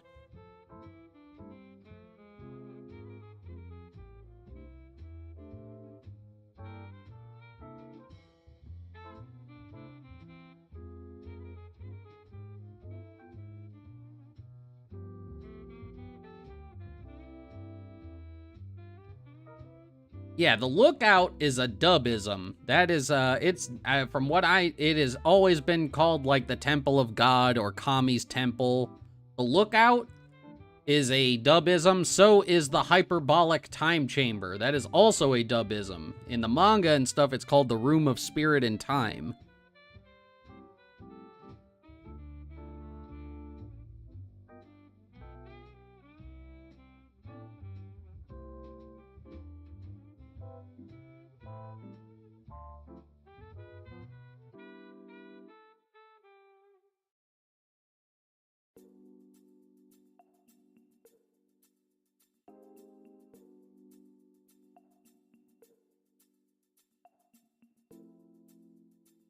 GT was a mess. Goku was nerfed all the time. Well, there's a reason they had to do that. Because if they didn't nerf Goku all the time, he would just instantly one-shot every single problem, and then the story couldn't happen. So they had to find ways to limit his power and his strength.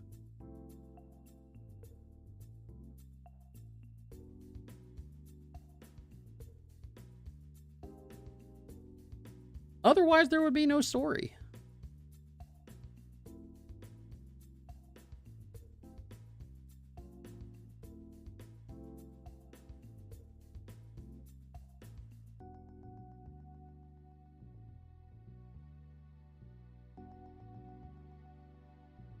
You don't see much other in fan-made mangas or concepts from other anime.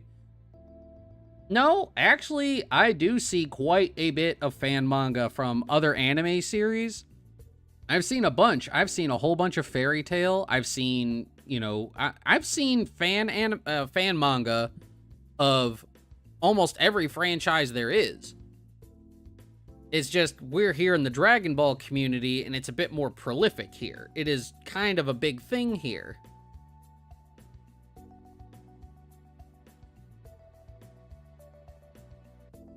Yes, but the whole point of Saitama is that that's the joke.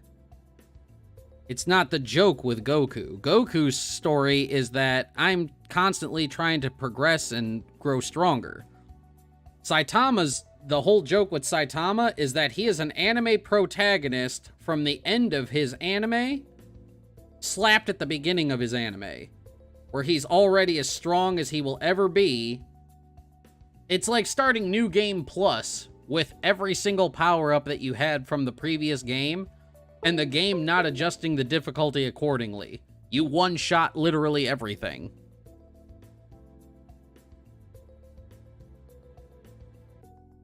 That was what the creator of One Punch Man said. Is that Saitama is the anime protagonist at the end of the anime, but they took him and slapped him at the beginning of the anime.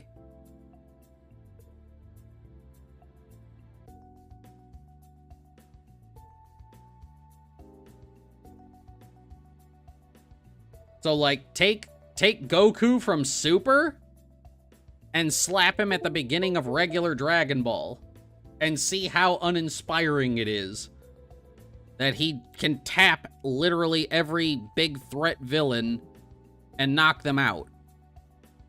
And that's basically what it is with Saitama.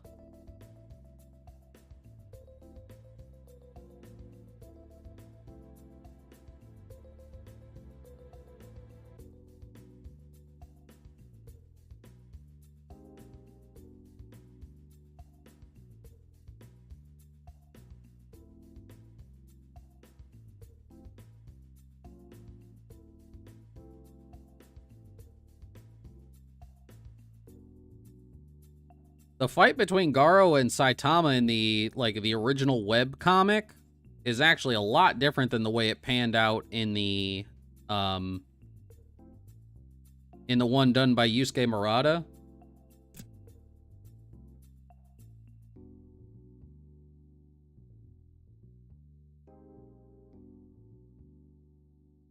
The original webcomic, like, Garo, like, he mutates a bunch of times, but Saitama just still gives him that blank stare, like, you know, yep, this is what we're doing now.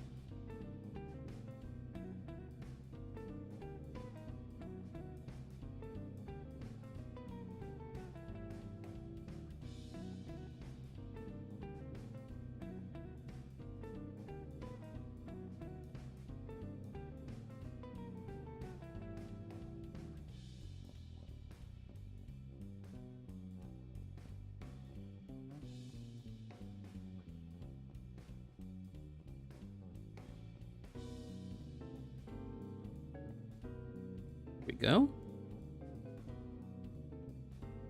There can still be a story if the heroes do slice of life stuff had the villains been defeated instantly. Yeah, but that defeats the purpose of it being a battle manga. Like it, you know, like it has turned into. Granted, that's not originally what Dragon Ball was. Dragon Ball was originally a campy gag manga that was kind of supposed to make fun of, like, the old Chinese martial arts movies that Toriyama grew up with. You know, they were all... It was supposed to be like old Jackie Chan movies, like Legend of Drunken Master and stuff like that.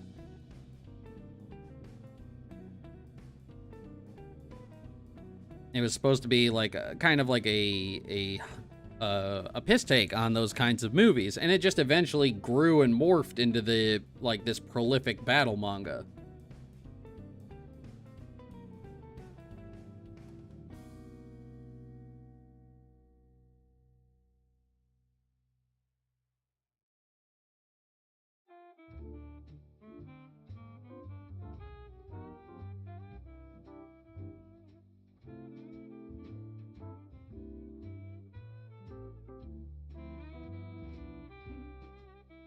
Disney Piplup, hello! I'm doing just wonderful.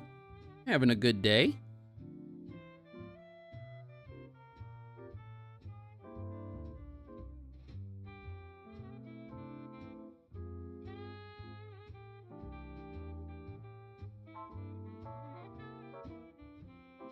Now, that's always been one of Toriyama's strengths, is that he is very good at fight choreography. And that's one of the things that I loosely adapted from him without kind of knowing, is that, like, a lot of the fight scenes that I do in my manga, I adapt them from, like, fight scenes that I've seen in movies. I take, like, some inspiration and stuff from some of the movies that I've seen and use that and apply it to the fight scenes that I like to draw.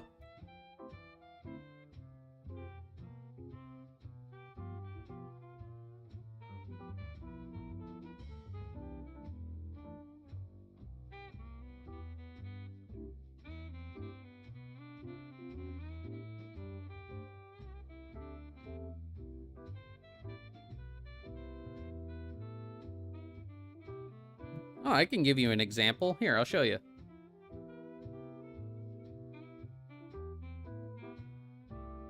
So, which chapter was it? I think it's in chapter 4. No, it's in chapter 5.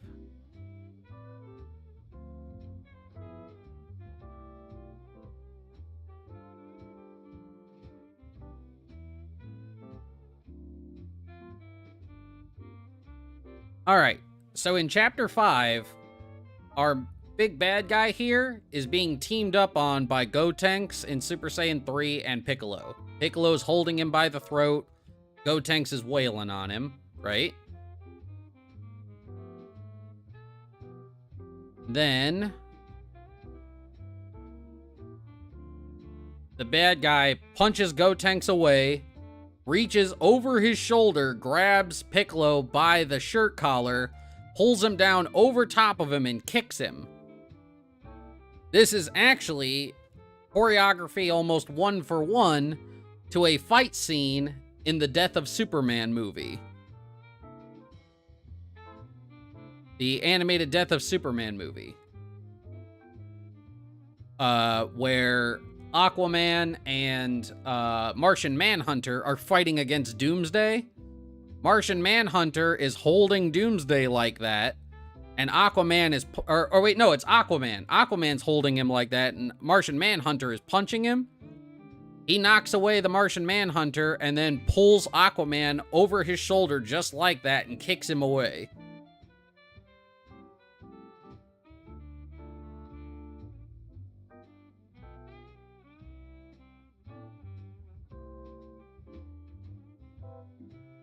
Oh, Hajime no Ippo has legendary fight scenes. Another anime and manga series that has really good fight scenes is Baki. Grappler Baki.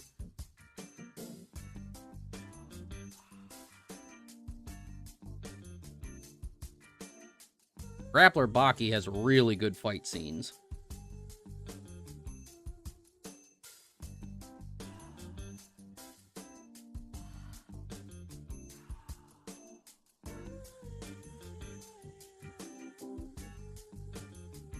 And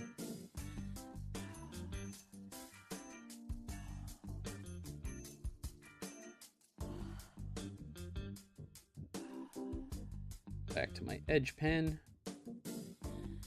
No.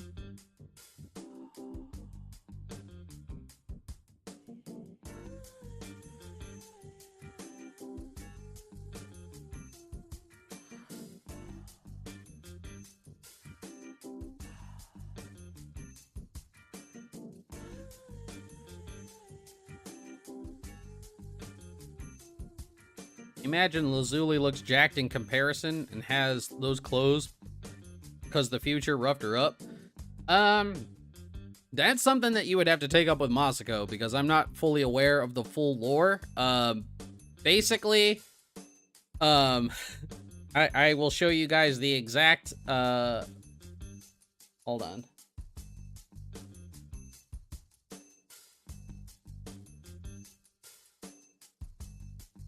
I can show you guys exactly the outfit that Lazuli's outfit is based off of. Ah, there it is. I found it right here. So this Lazuli, the whole outfit is based off of this. It is wrestler Rhea Ripley. That was the whole inspiration behind this outfit for Lazuli. It's Rhea Ripley.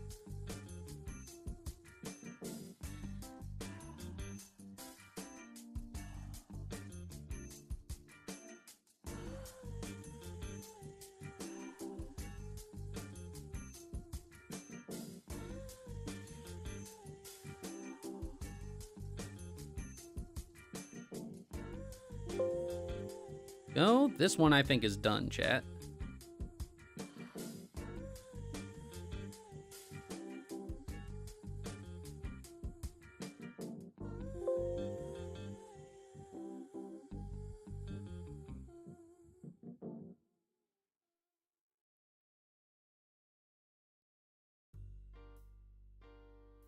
And go on ahead and send this over to the boss, see what he thinks of it. Dang, we went almost 2 hours just on this one drawing. Holy moly.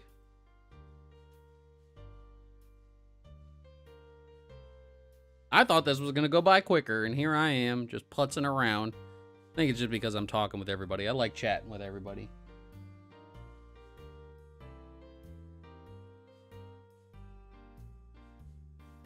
Go on ahead, send this over.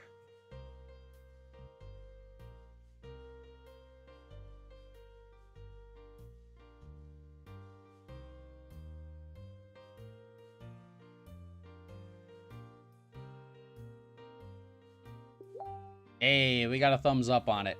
Right off the get.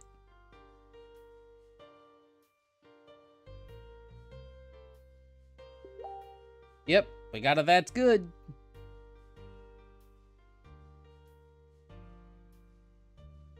Alright.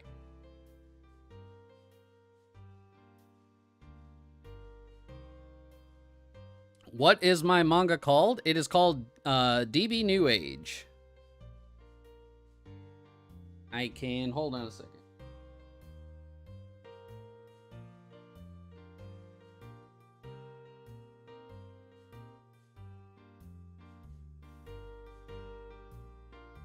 I'll get you guys a link.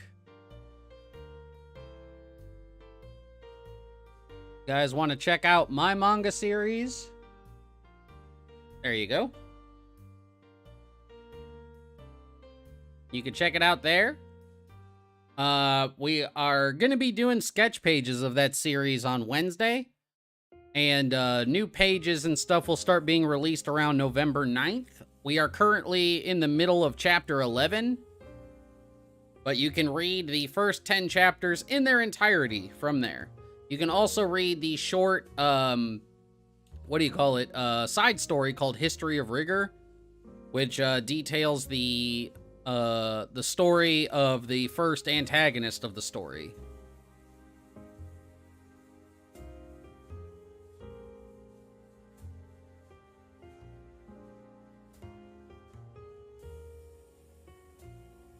Yes, Mondo Cool is reading it. Believe that they are, I believe that Mondo is waiting until we finish the Rigor arc before he starts reviewing it again. Hey, Kevin, hello!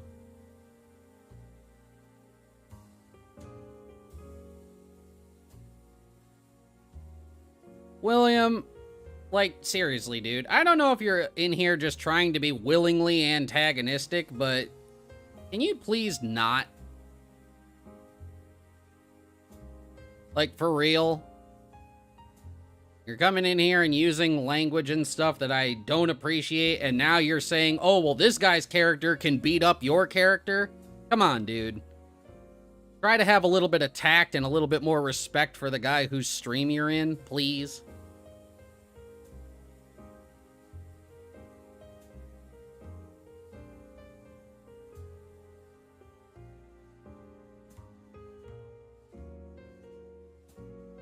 All right.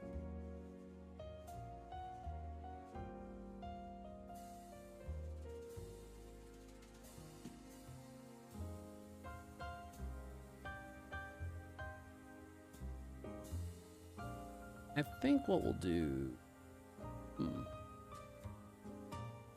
I'll probably do Napa first. Probably.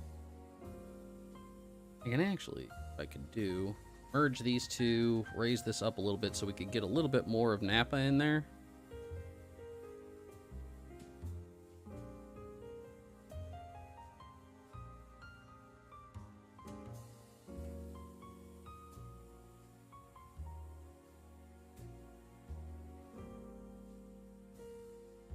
Don't cut me, quote-unquote, cut me slack like you're doing me a favor. It's just common courtesy to not be rude to the person whose stream you're in. That's common courtesy. You're not doing me a favor and cutting me slack.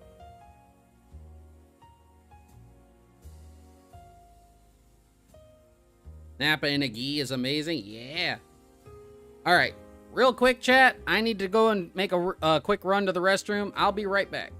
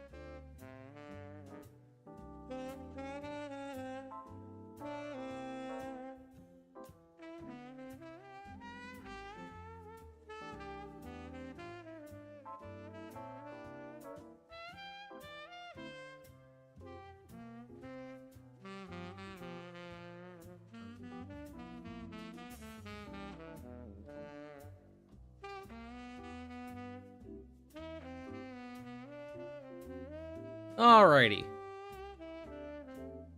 We're back, chat.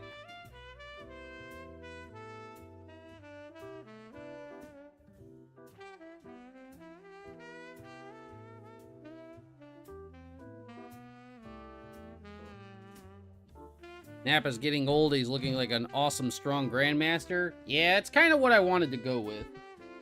To go that he's like kind of just like, you know, he's gotten old. He's retired at this point. And like, he's gonna fight because he has to. But he ain't like, you know, he ain't going nuts.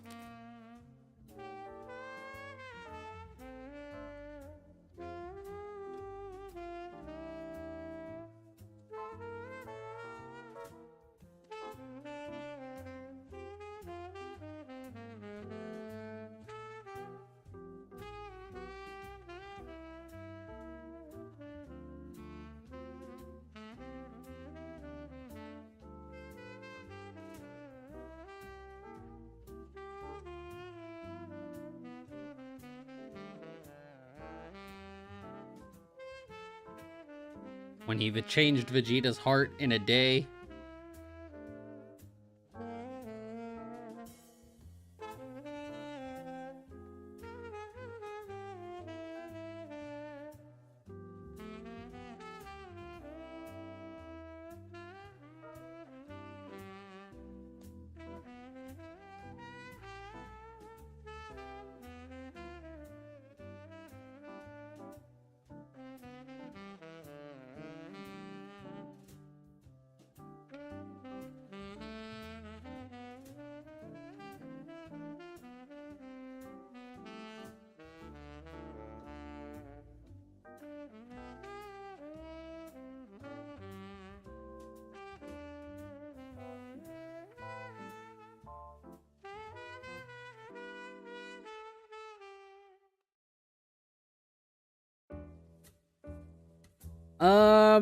I don't think that's the way the fusion works, to my knowledge. From, like, I think the characters are aware of what happens while they're fused, but I don't think they have, like, shared memories.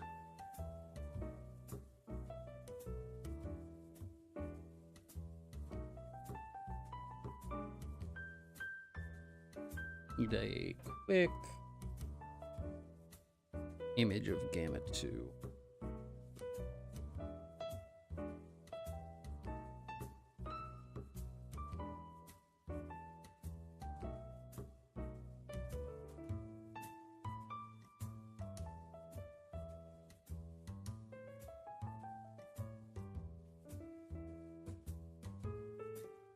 Okay, I see how those weird ears are.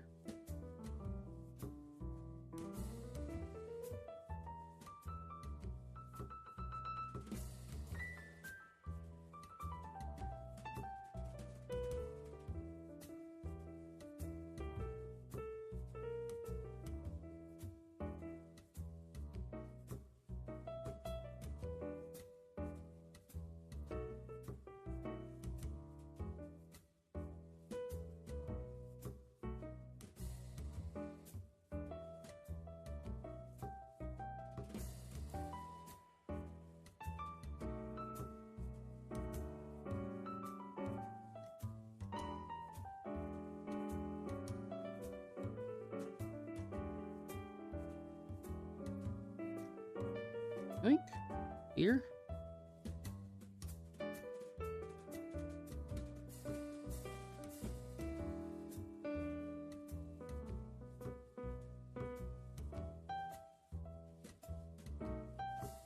And oh, he's also got buttons over here on this side too. Okay, I forgot I didn't put those in when I did the sketch. Ooh, best areas right about here. Yeah.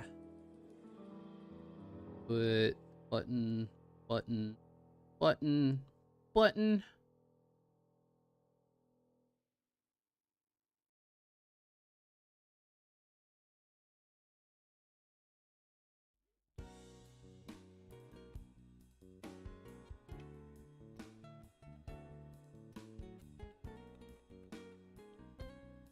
There has been no announcement on whether or not Gamma 2 is like part of like the good guy team. As far as I'm aware, no.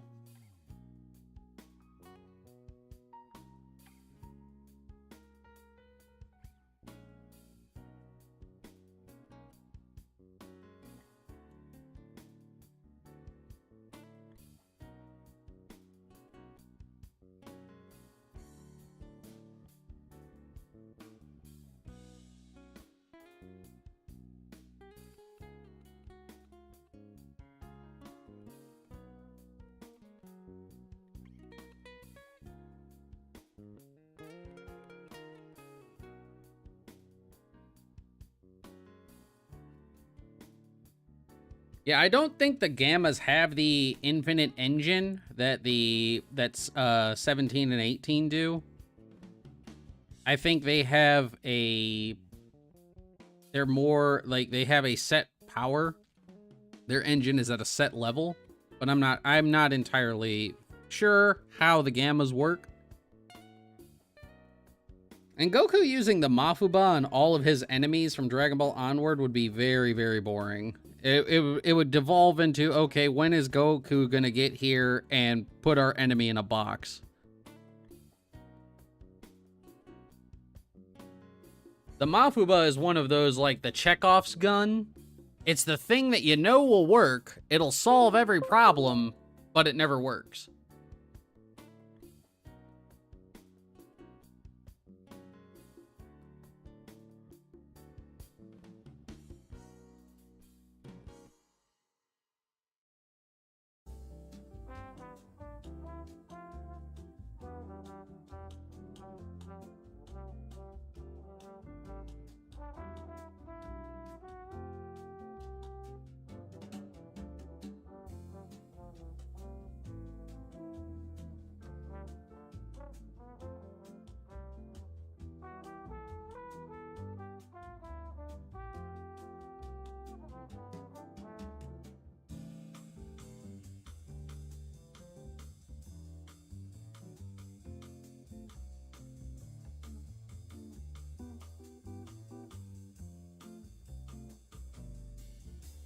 Yeah, that's the other big problem with just trying to bottle up all of your threats. Eventually they come back.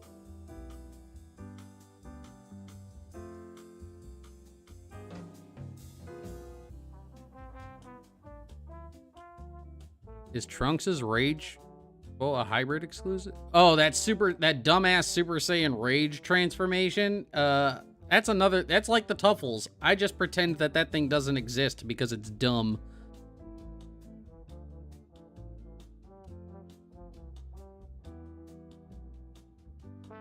I love Super Saiyan transformations that come out of nowhere that have no explanation and are just there to look pretty and cool.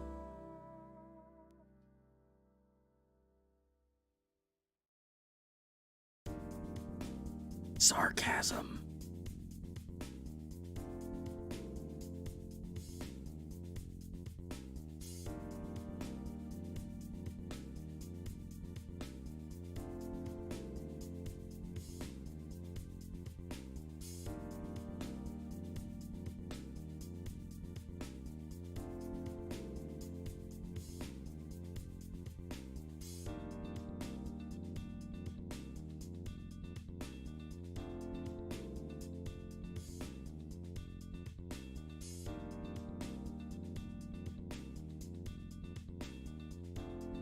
You sometimes wish the manga would have attempted to do Super Saiyan Rage. I'm glad that it didn't. Because Super Saiyan Rage is dumb. You know why? Because every Super Saiyan form is made by Rage, not just that one.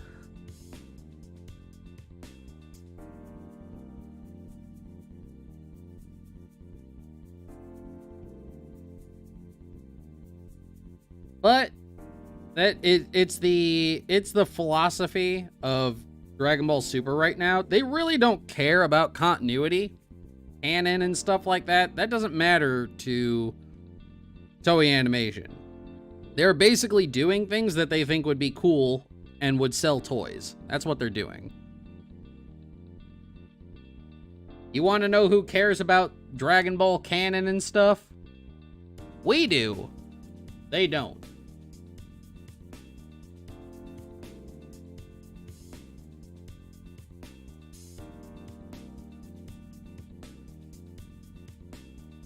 Rage doesn't even have a toy? I have no idea.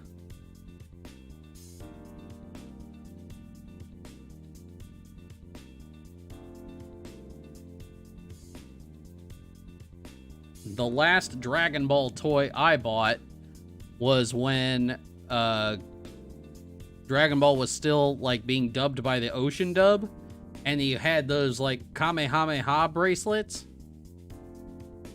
I bought those way back in the day.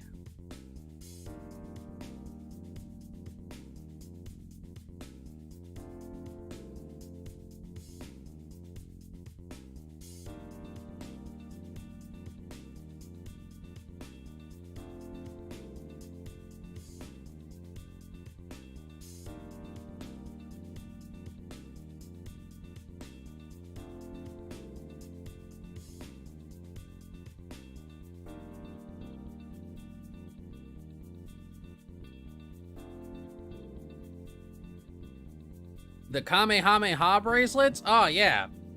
So, Ruby King, they used to have these toys that had electronic hardware on the wrist, and if you put them together, they would make the Kamehameha,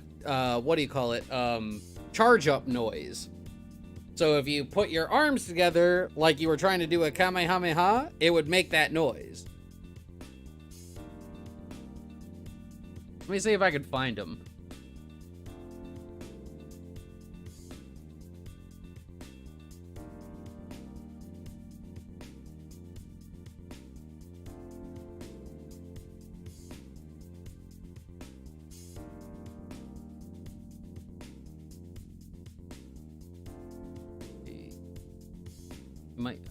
That it? Yeah, here they are.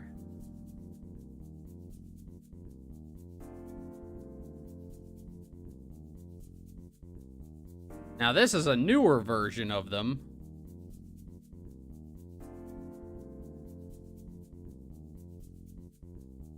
There you go. This is a newer version of them that came out around Dragon Ball Kai, but the ones that I had were from the original Dragon Ball Z. I'm trying to find those ones.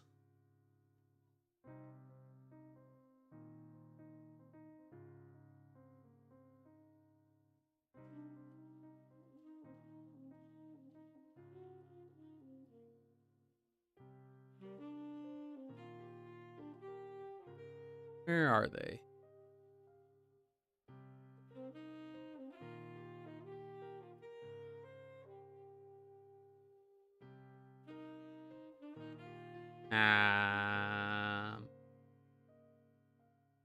No, that's a different one. Trying to find the old ones that I used to use.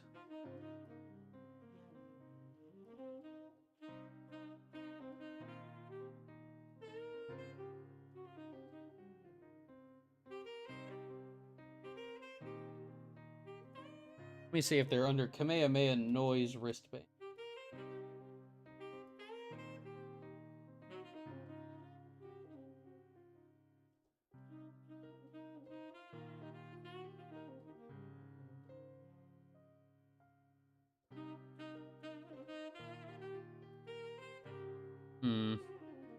Yeah, I can't find the original set that I used to use, but I mean, that was like from like 1999, 2000.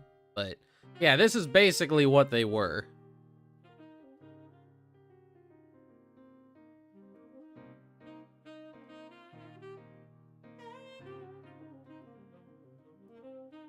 The BK Toy Kids. Oh, yeah, I remember those.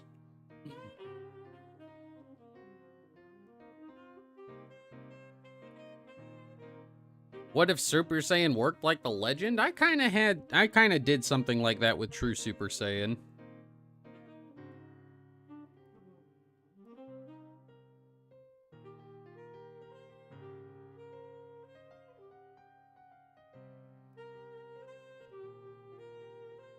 How come as a toddler, DBZ seemed scary? Well, because I think it's because, like, despite them, like, going through these great lengths to censor it, it still had a bunch of really dark things happening in it.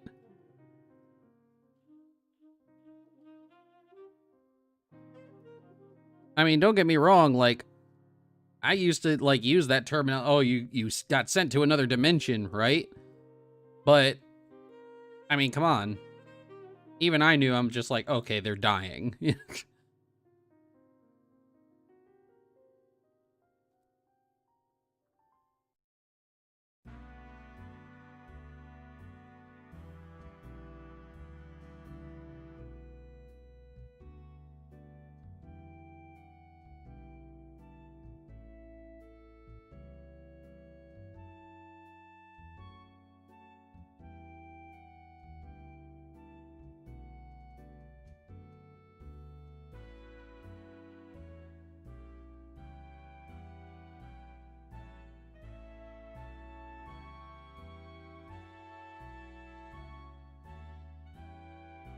Look how big my man hands out. Dude, Napa is huge.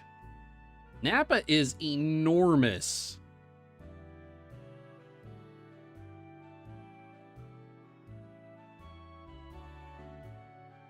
If you ever like compare like images of Napa to like Goku and stuff at the time, his arms are almost the size of people's torsos.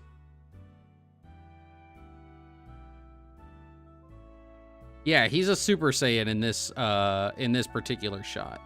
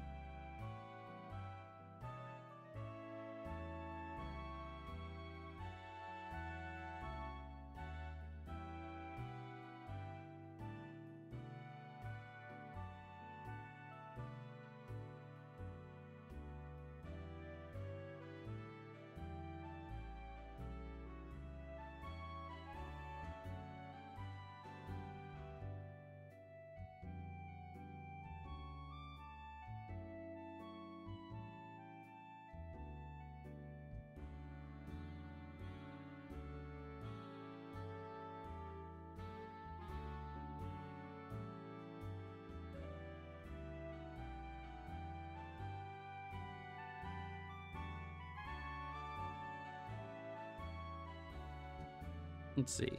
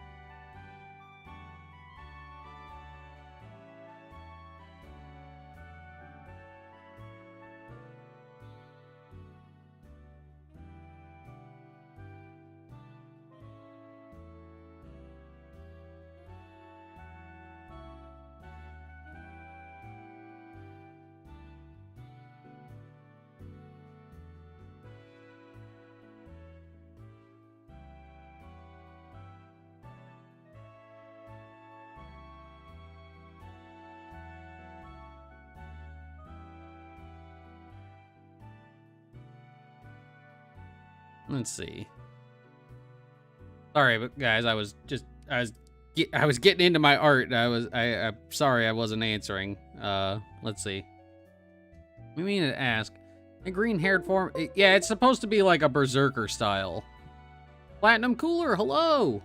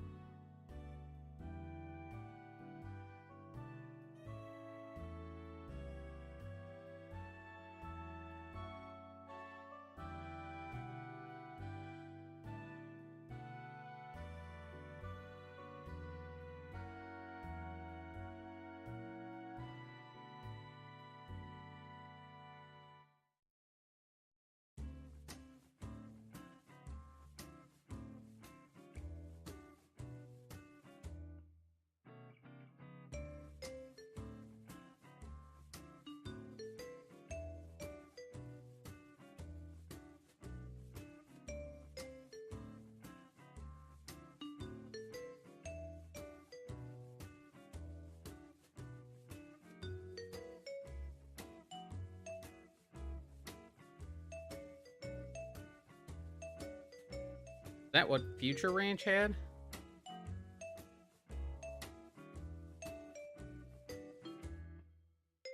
Well, because Vegeta didn't keep his breastplate for life.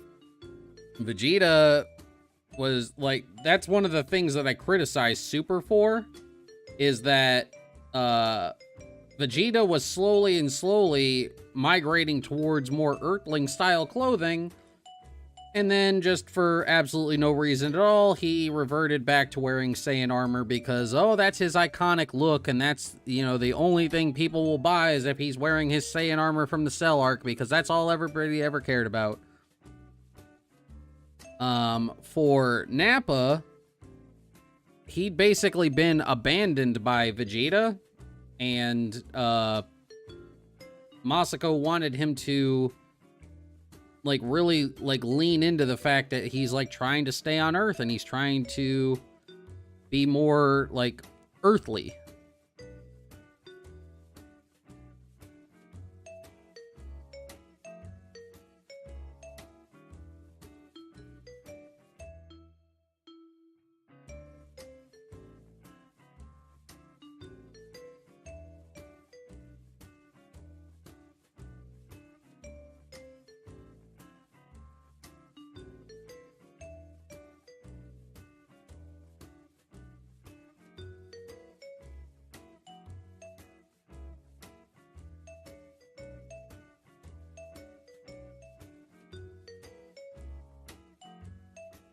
Me, I personally prefer Vegeta to start, like, dressing in more earthly clothing. I am sick and tired of the Saiyan armor.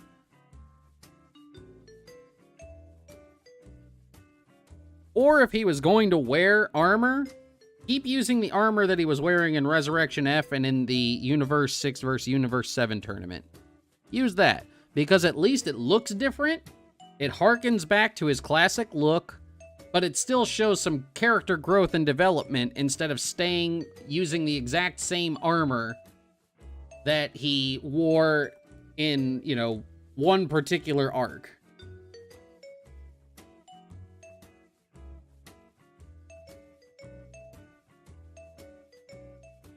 How did I feel about Vegeta's outfit in GT? It could have been better.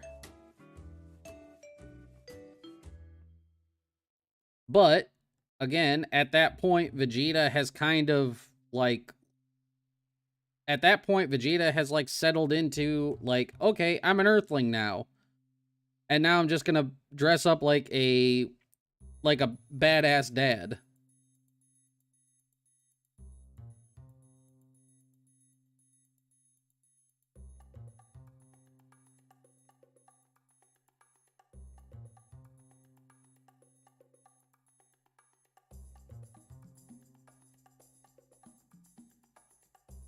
Actually, I'm gonna do here.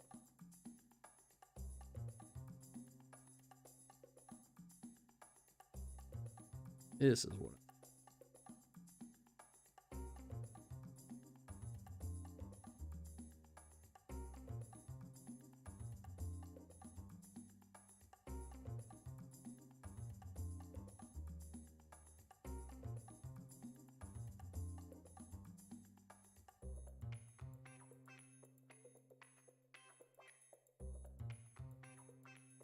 There we go.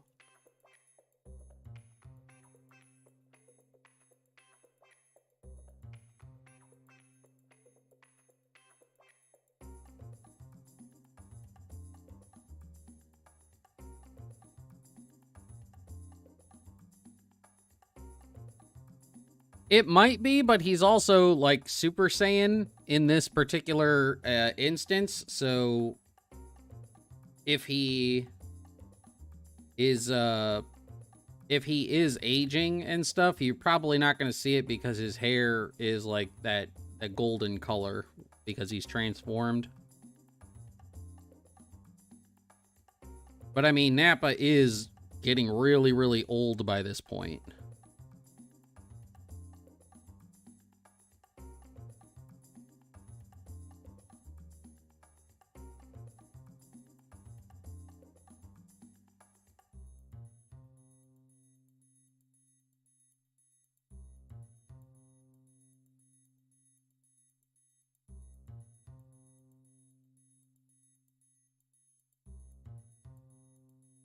Yeah, I mean, Vegeta doesn't even need, like, the armor, if you really think about it, because the armor was basically just the uniform of the Frieza Force, which he hasn't been a part of in years. And granted, he grew up with it, but I mean, still, he could have, he can always walk away from it. It's more of a uniform than it is there for protection.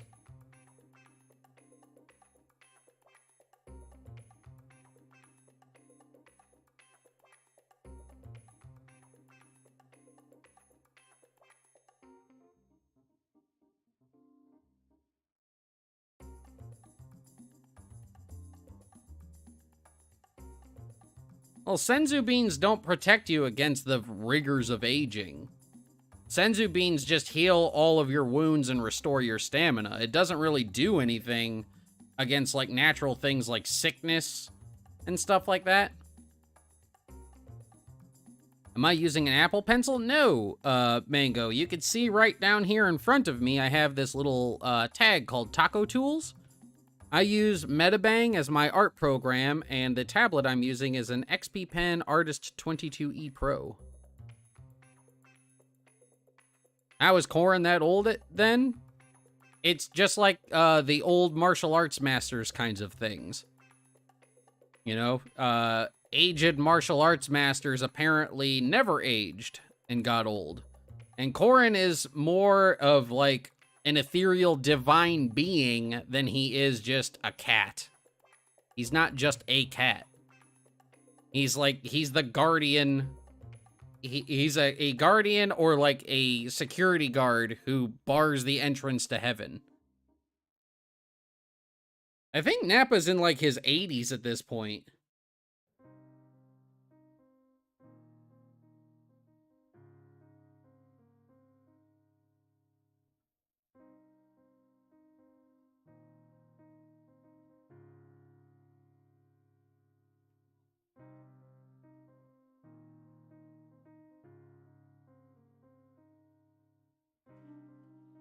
When do Saiyans age really fast? I think, if I'm remembering right, I think they said, like, once they reach, like, maturity, they stay in their prime till, like, their 70s or so, and then they begin to age really, really rapidly. They start adding, they start aging, like, for every 1 year that they normally would have aged, they age 10.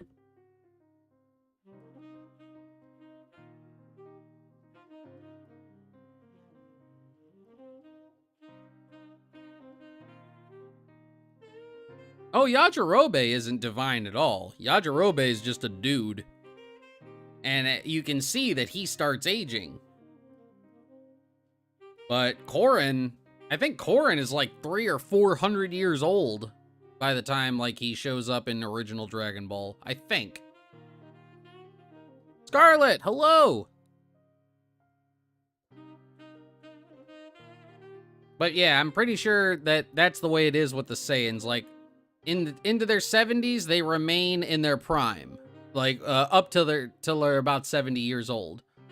Then for every year that they get older, they age like 5 to 10 years.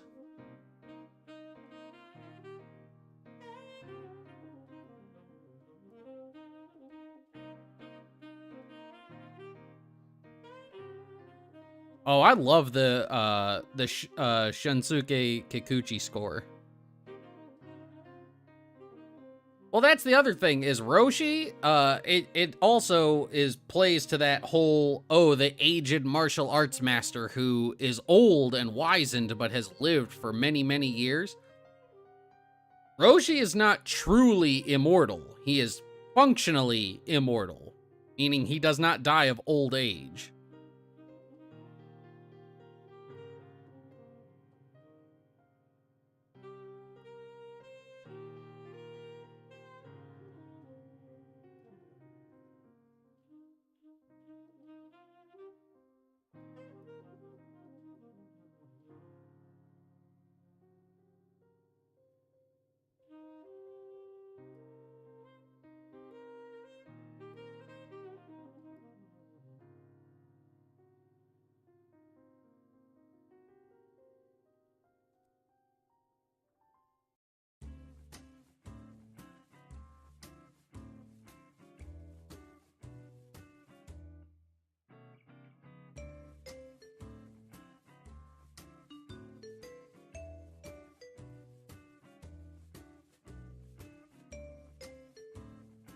Um...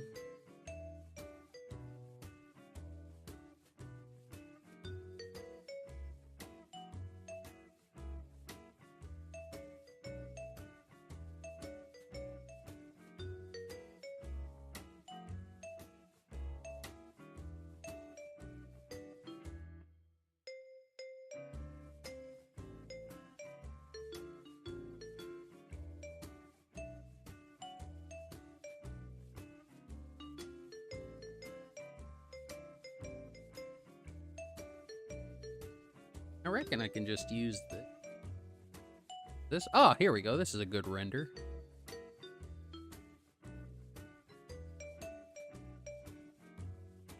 Sorry, I was looking for a render of Gamma 2. That way I could do his colors.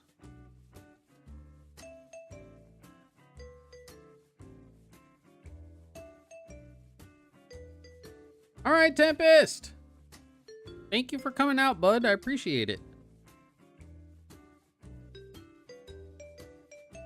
Favorite what if to draw? I've drawn a couple of what ifs that I had a really fun time drawing. Most notably, I loved doing Ranch and the what if Raditz turned good. I really enjoyed doing those ones.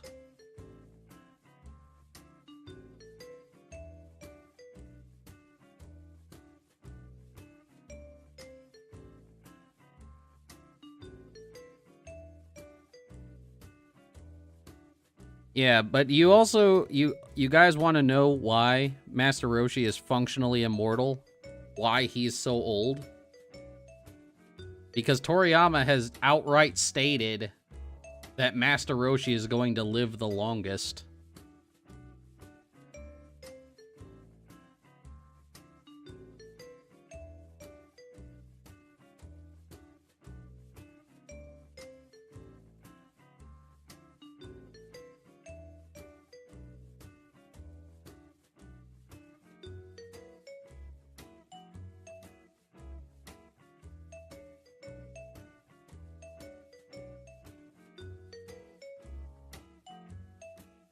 How is Roshi immortal again? He is functionally immortal, but the out of universe reason as to why he is that way is because Akira Toriyama has basically said that Master Roshi is going to live the longest out of everybody. He has outright said it. Outright said that Master Roshi will live the longest and he is the most mischievous.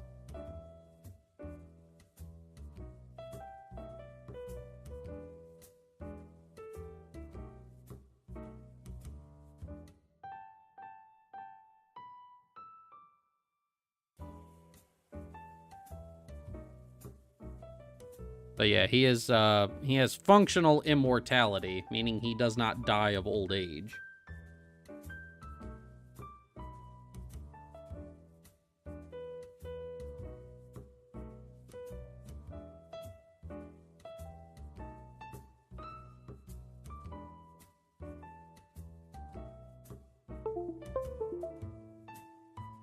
How did Master Mu Taito die again? By using the Mafuba.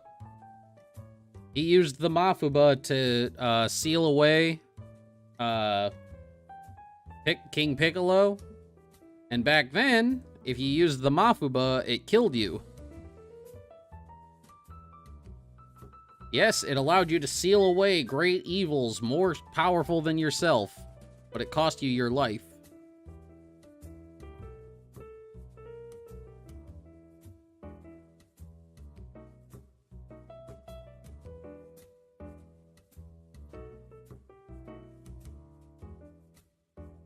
Ten Shinhan was the first person to actually use the Mafuba, and it didn't kill him.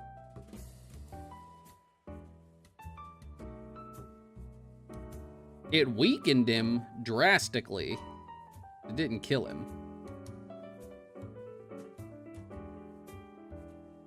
But that is also part of the, that goes along with the other one of the other martial arts, kind of, tropes and stuff that Toriyama would use. in that the young prodigy martial artists were able to do things better than the masters who originated them.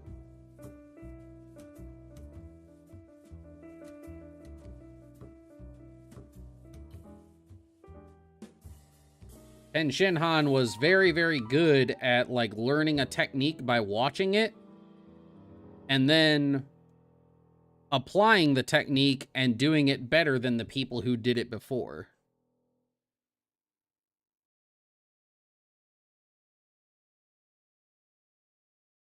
How does it weaken or kill the user? If I'm remembering right, the way it weakened and killed the user was because you had to sacrifice your... This was back when there were consequences for using things that were really, really strong. Like how it used to be with the Room of Spirit and Time. If you wanted to use it, you could only use it for 2 days. For your entire life. 2 days, lifelong, or else the door would disappear. Because it is a really powerful room. It has heavier gravity and allows you to train a full year in a single day. But Super just said, nah, go ahead, abuse it all you want, you know? But this was back, the Mafuba was created back when if you wanted to do something strong, and you wanted to be, like, it was something that could do anything, you had to give up something.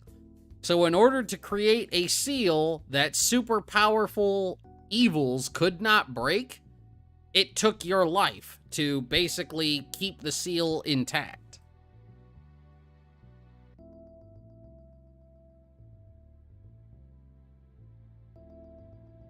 Nope, it was not. It is not a Saiyan-only trait. Ten Shinhan was is very, very good at mimicry. That is one of his biggest strengths, is that he is able to mimic techniques simply by watching them.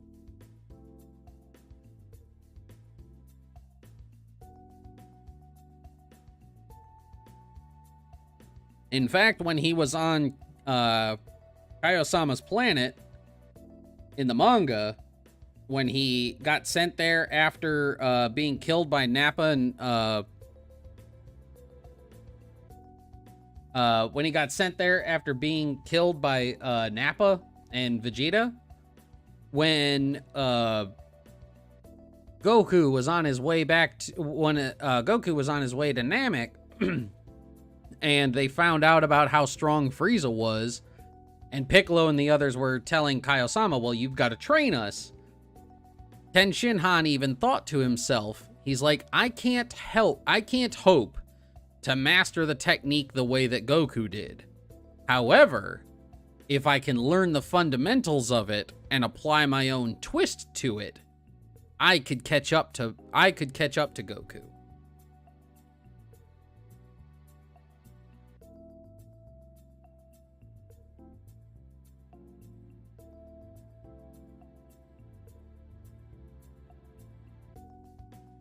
And that's what Ten Shinhan is able to do. He can look at techniques and apply his own twist to them, to twist them to basically use them really, really well.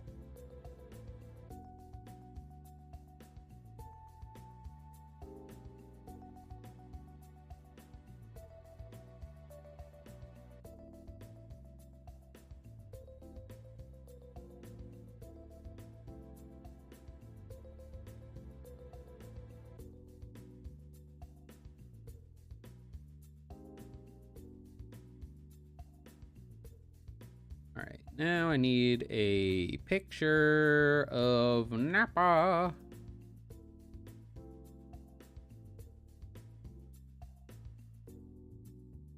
Of this particular version of Napa.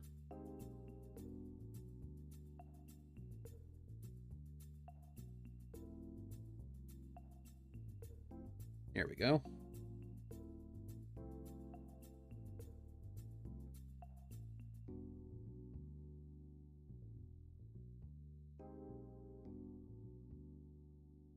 Well, that's the way old martial arts works.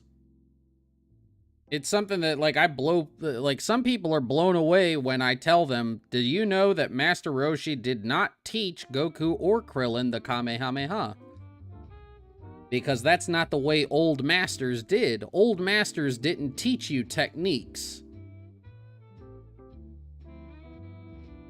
If you wanted to learn a master's secret technique, they never taught you the technique. They taught you what you needed to know to learn the technique, but you had to learn it on your own.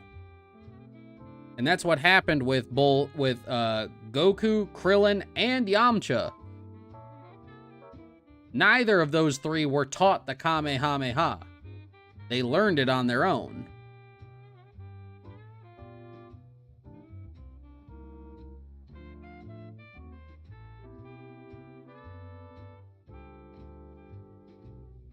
La Bandita!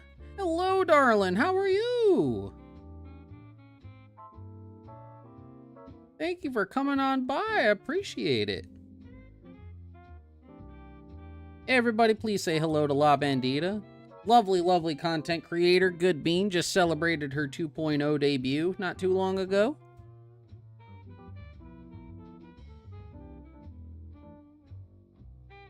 You haven't slept yet? Now, La Bandita, come on. Come on now.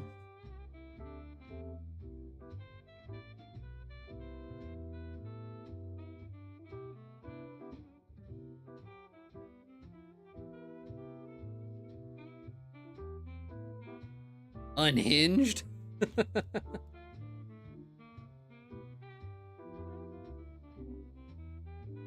Can I have your music, please? Yolan, if you look up royalty-free jazz music, you can find this stuff. This is all just public royalty-free jazz music that I just, pulled off the internet.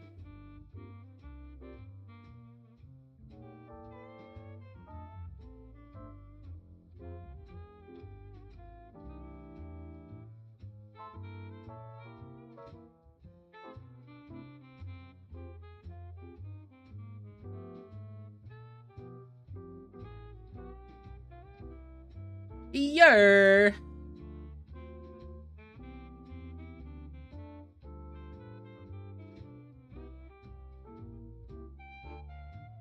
No, I'm actually waiting. I need to, I'm thinking about talking to my buddy Shuttershade about getting some custom music made just for the lounge.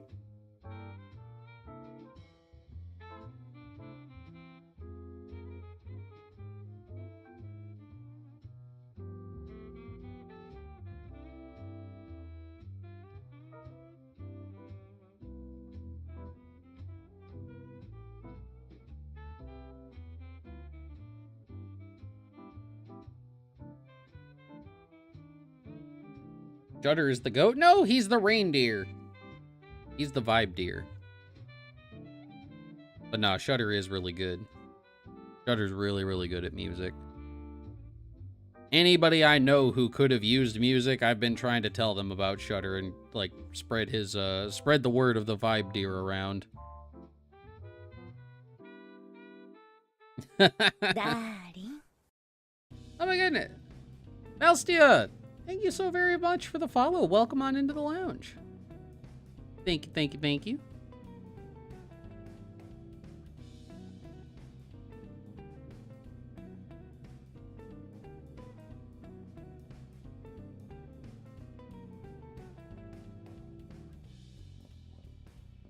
Now, La Bandita, why haven't you gone to sleep yet, huh? Why are you staying awake all this time?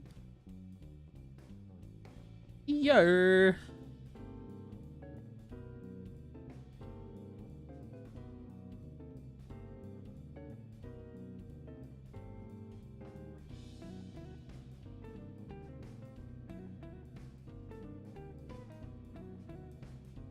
Oh God, now I'm gonna be saying yer all day long because your body won't let you. Bull spit, your body won't let you. You know what I think, La Bandita? I think you have been a sussy little snack and have been probably drinking a bunch of stuff with a lot of caffeine and stuff in it. You're trying to stay awake. I think that's what you're doing. I see it. You're being a sussy snack, ain't you? Huh? Huh? Eh? Don't lie to me. Oh, Wallet-chan? Wallet-chan is my secretary. She typically can only talk when we're over on Twitch because you guys are able to use my Biku bot over on Twitch.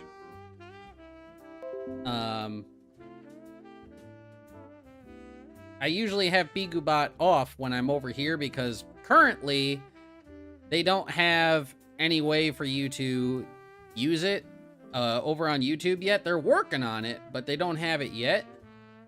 But here, let me show you guys.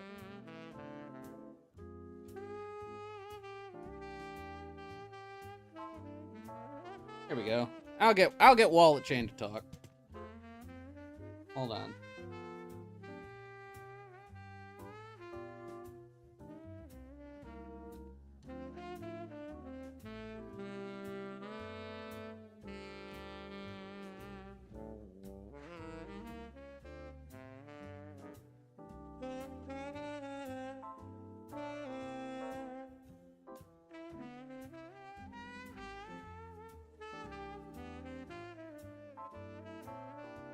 Let me see.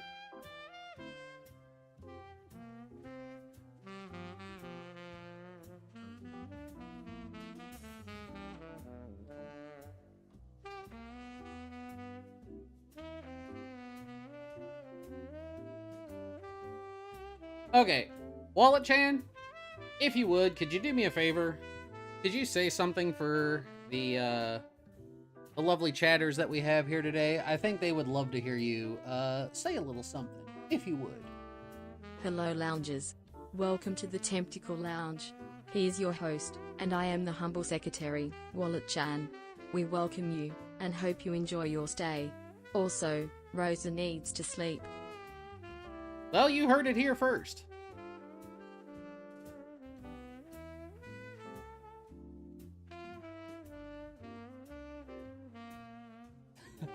Damn, she's single. Hey, Wallet-chan doesn't put up with any of my nonsense. She's tough.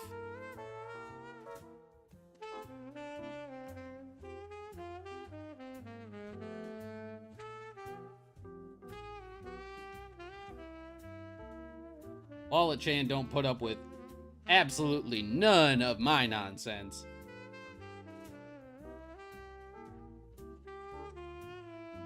Got to be a strong-willed woman to work in the Temptical Lounge with a guy like me.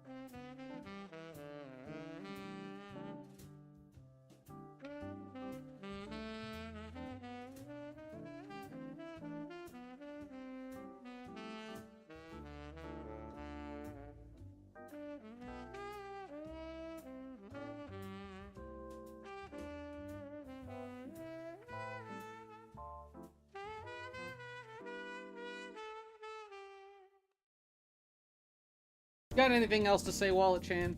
Super chats and such are always appreciated, but don't ever think money is everything.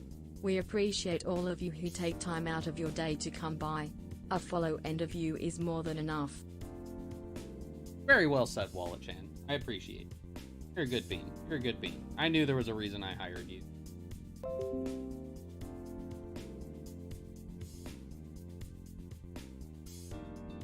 Yes, Rosa, please go and get some rest. Please go and get some rest, darling.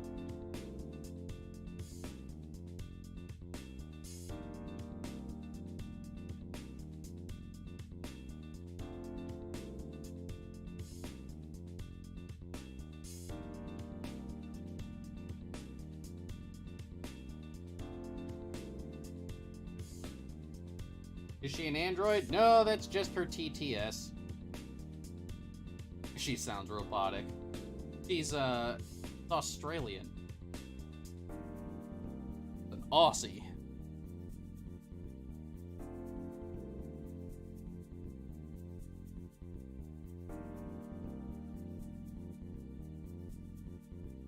Will I be working on something more after the thumbnails? No, we're just doing the thumbnails for today, Isabella.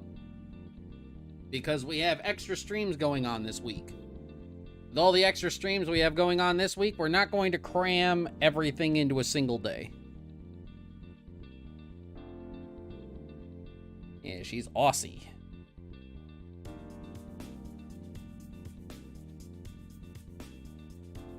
Speaking on androids, isn't that a dubism? Yes, it is. Because in the original anime and the manga, they are cyborgs, not androids. Is this the first thumbnail? No, this was the first thumbnail. This is our second one.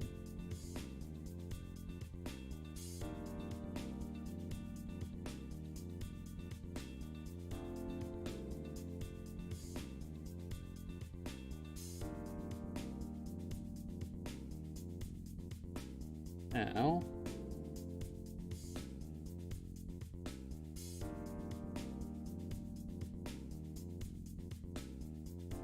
one second, Chad. I am looking for a particular pattern. I don't even know if I had downloaded it yet. Let me look. Boo being friends with Lazuli? Yeah! I want to see what this would look like if I did it. Okay, hold on a second. Where are you? There's a particular brush pattern that I wanted to put on Napa's gi.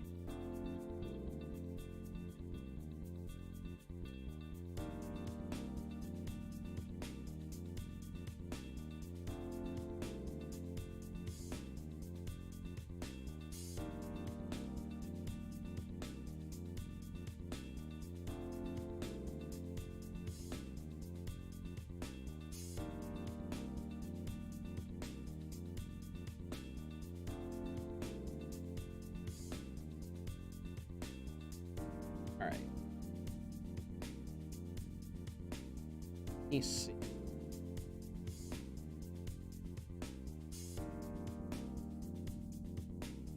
Ah, yeah, that's actually perfect.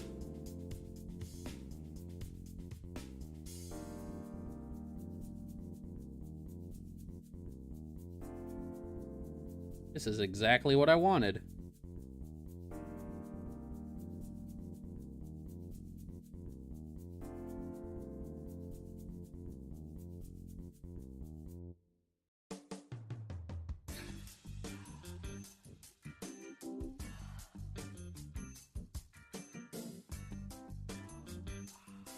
There we go. Now we can just get up in here and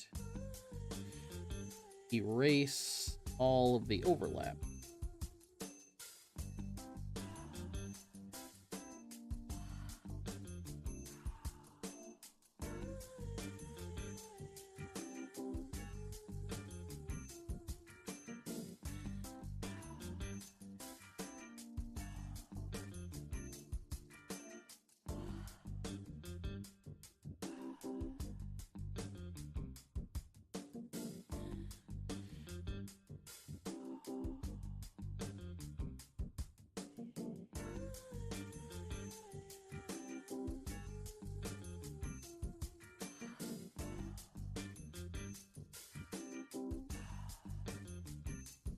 No, I'm gonna try and keep a visual consistency. I'm not going too wild with like the shading and stuff on this,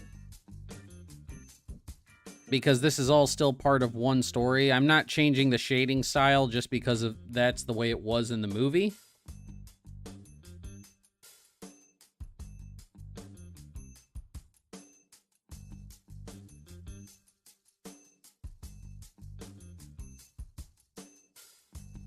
Really quick.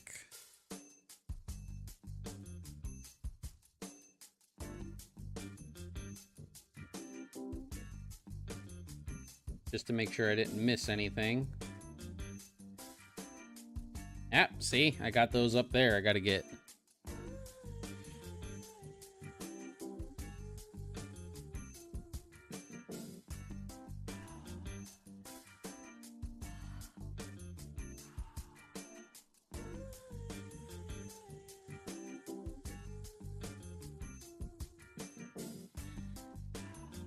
There we go. Merge those two down. Boom. Got Napa and a nice little cloud gi. I like it. I like it. Now we can start doing our shading and coloring. Well, our shading, excuse me.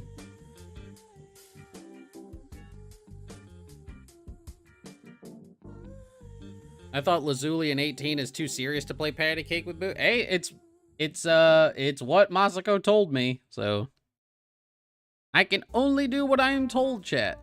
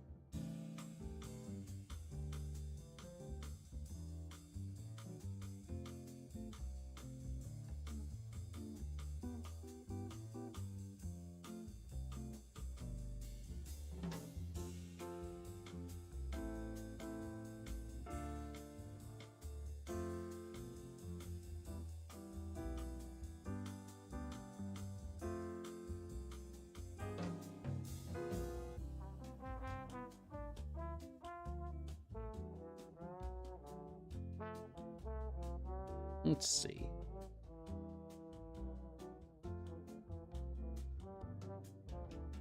Oh, I brought that up a couple of times. I'm just like, you know what? Like, everybody else, like, you've got your future right now. Like, the people who grow up today, every depiction of the future is this bleak, apocalyptic thing where everybody's sorry and everybody hates everything. And it's just a very nihilistic, very unoptimistic look on the future. Me, I grew up in a time where when people talked about the future, we had self-tying shoes and hoverboards, legit hoverboards.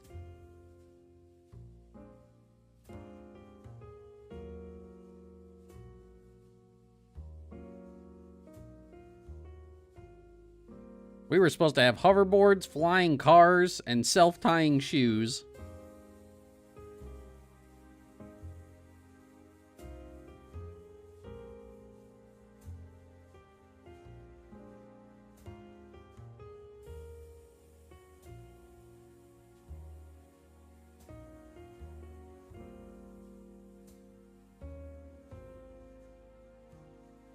Heck, I remember an episode of the frickin' Jetsons, man. I remember an episode of the Jetsons where George comes home from work and his wife asks him how his day was. He's like, oh, I had to push the button 23 times today. 23, can you believe that? I swear Spacely's a slave driver. Wow. The back in my day power. I've been using the back in my day power.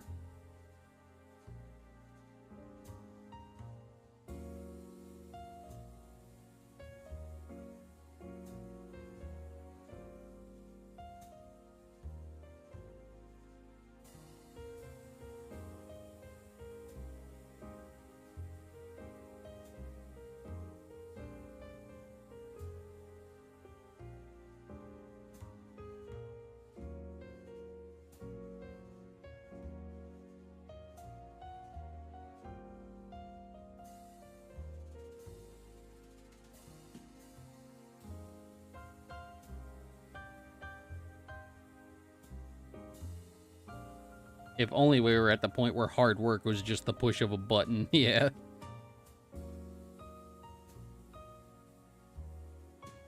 I had to push the button 23 times today. 23, can you believe that? I swear my boss is a slave driver.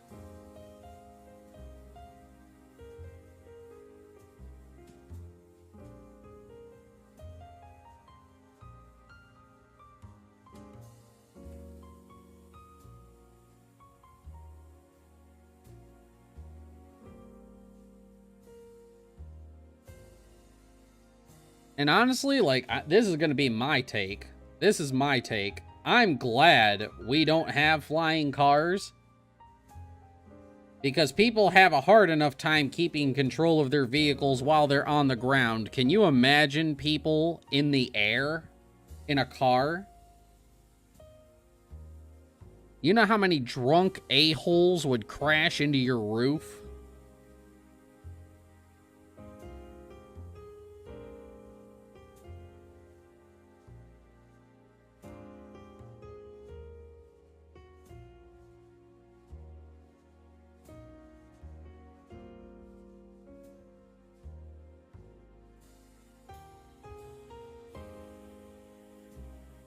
Yeah, like people today haven't even mastered ground-based cars or cars that can drive themselves, and you want people to have flying vehicles?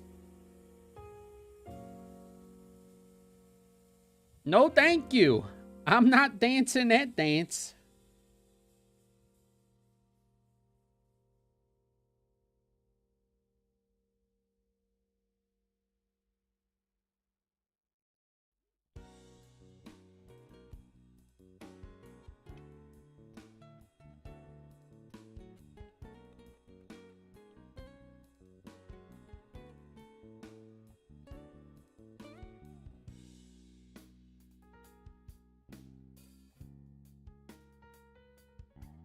Hey, Superman, how's it going?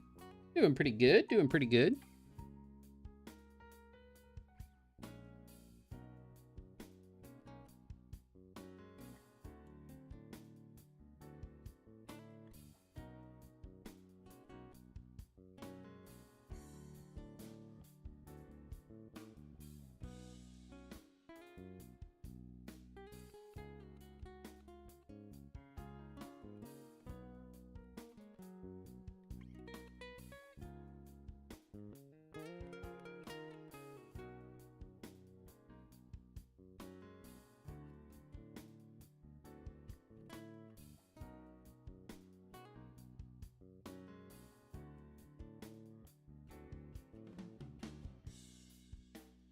F-Zero took place around the 26th century. Will humanity have mastered their mental driving skills by then?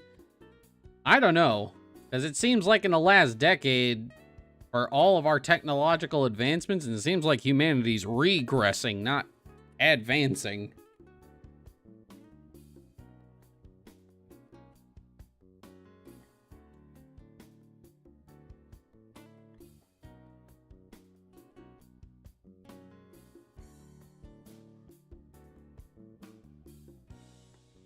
Is it necessary to write sound effects when somebody is walking? The only time I write sound effects for people when they are walking is when it's meant to add dramatic effect, right? So like when Cell is like approaching like victims or something, and you hear his footsteps, it's meant to add suspense and tension. But like when Goten and his girlfriend are walking down the street, no.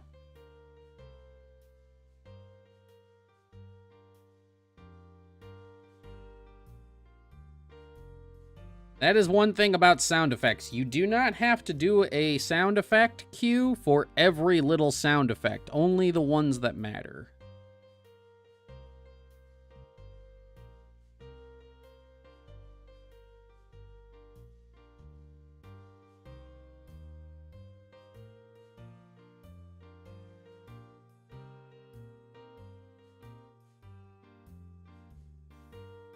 Like in Dragon Ball New Age, there's a bunch of times where like Rigger will be walking and you'll never hear his footsteps.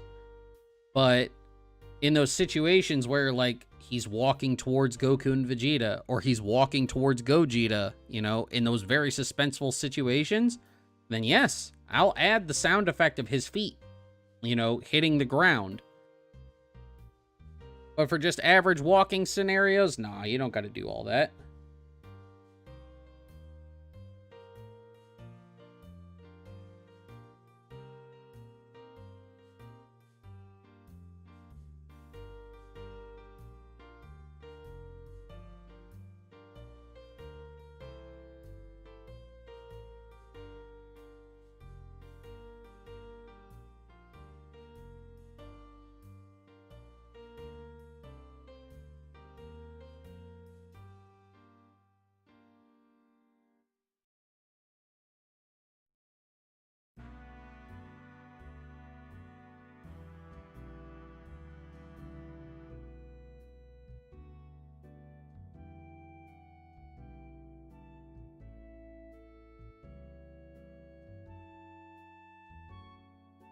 Yeah, see, like, in the anime, it's different.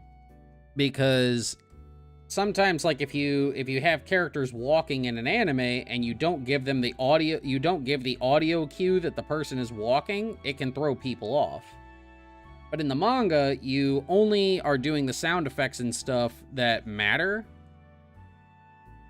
Because if you weren't aware, when you're doing manga, everything that you write and everything that you draw costs money. And at the time, they're trying to do it cheaper, as cheaply as they possibly can. That's why, like, I'm very much of an advocate of do more with less.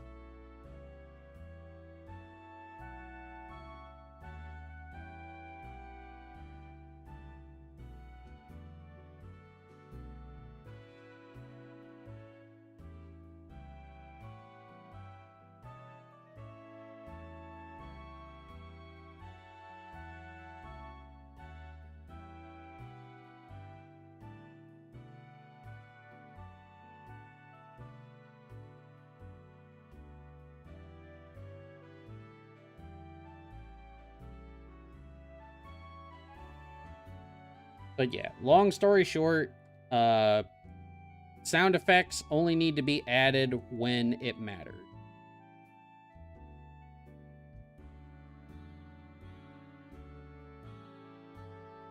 The manga's getting more expensive as is. Yes.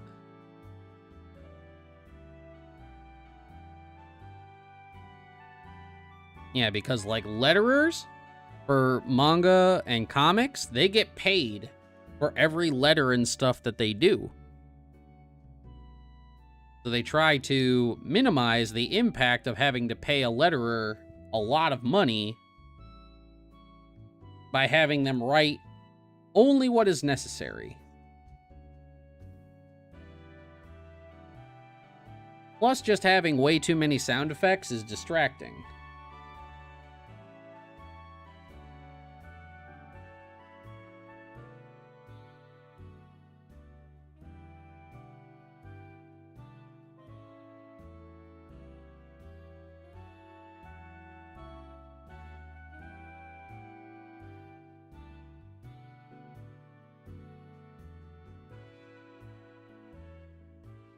I've heard of multiple news stories and stuff like that. We just tend not to talk about it here.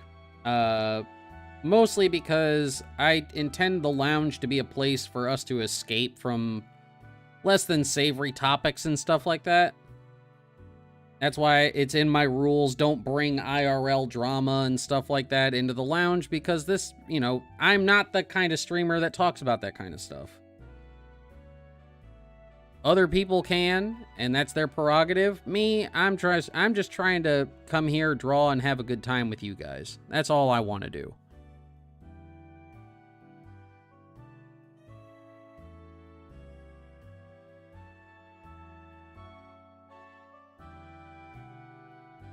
That's why I have rules against people talking about that kind of stuff.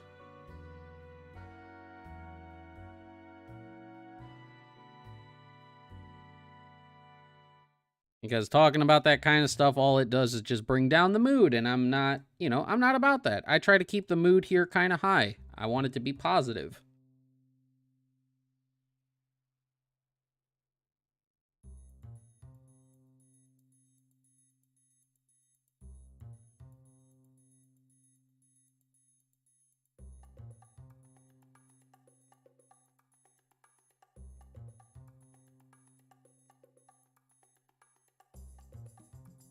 Cost $200 just to add the letter E.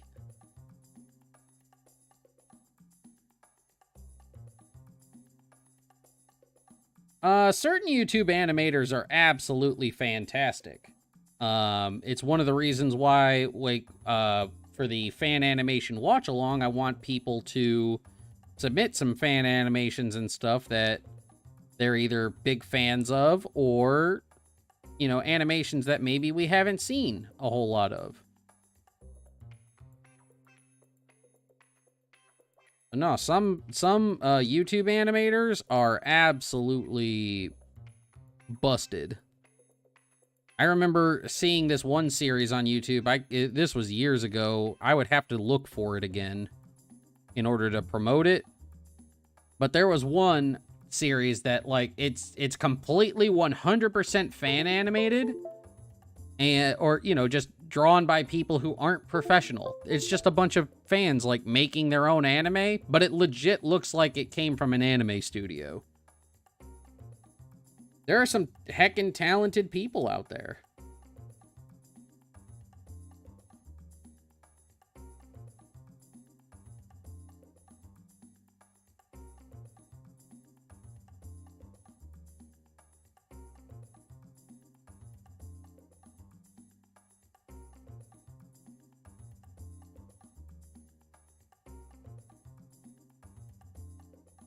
Yep, that's exactly right, Isabella. We are here to relax and have fun. This is why I say I am a streamer. I am not your therapist, so just don't bring any of that kind of stuff here.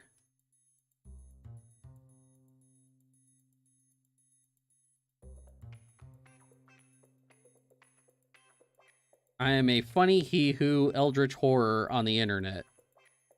I don't have all the answers you need.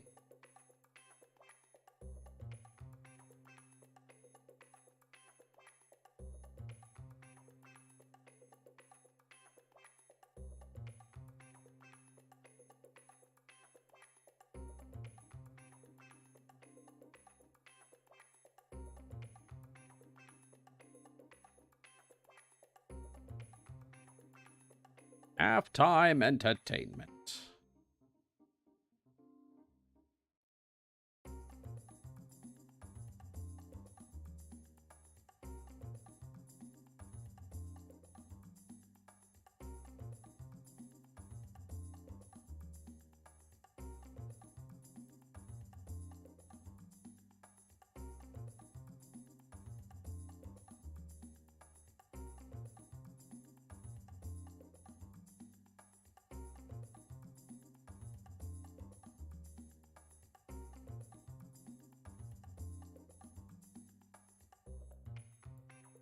Oh, frankly, I'm just happy enough to be included.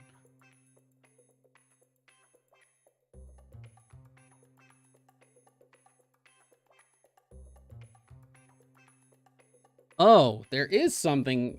Okay, so, chat. One thing. So, I've nerded out about my love for Magic the Gathering and stuff in the past. I talk about it not very frequently, but I do talk about it.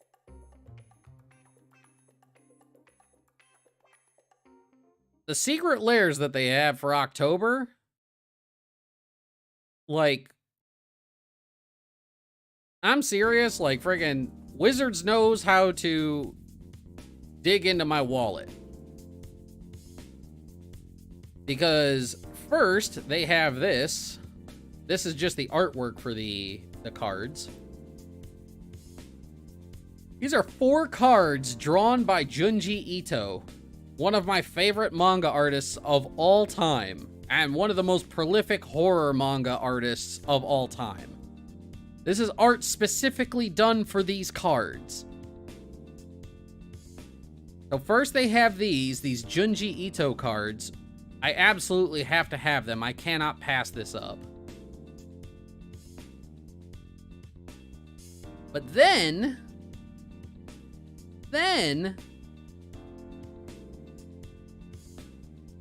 they also have art by Yoji Shinkawa, the artist for the Metal Gear Solid games. And this art is going to be on the cards. How can I pass these up? I cannot. 2 of my favorite artists of all time, and you expect me to pass up those? I can't do it. I can't do it.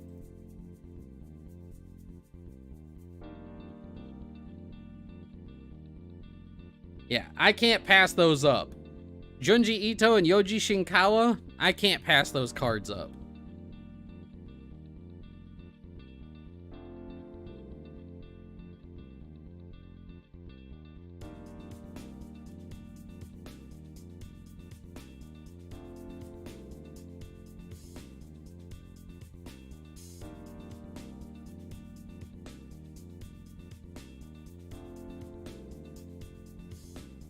That's just like when, I think it was Crimson Vow came out for Magic, and they had the artist who did the art for Castlevania, did art for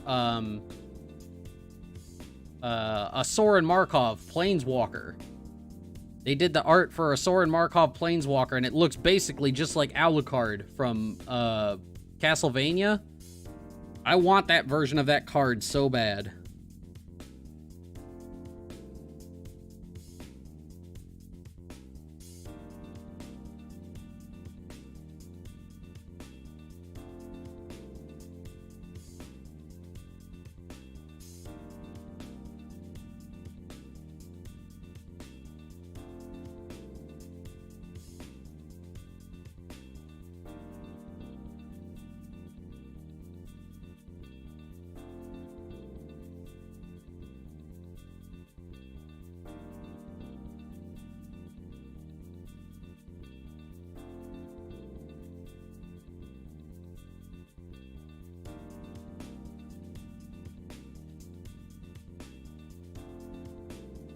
One of the other secret layers that they made that I'm actually kind of mad that I never got.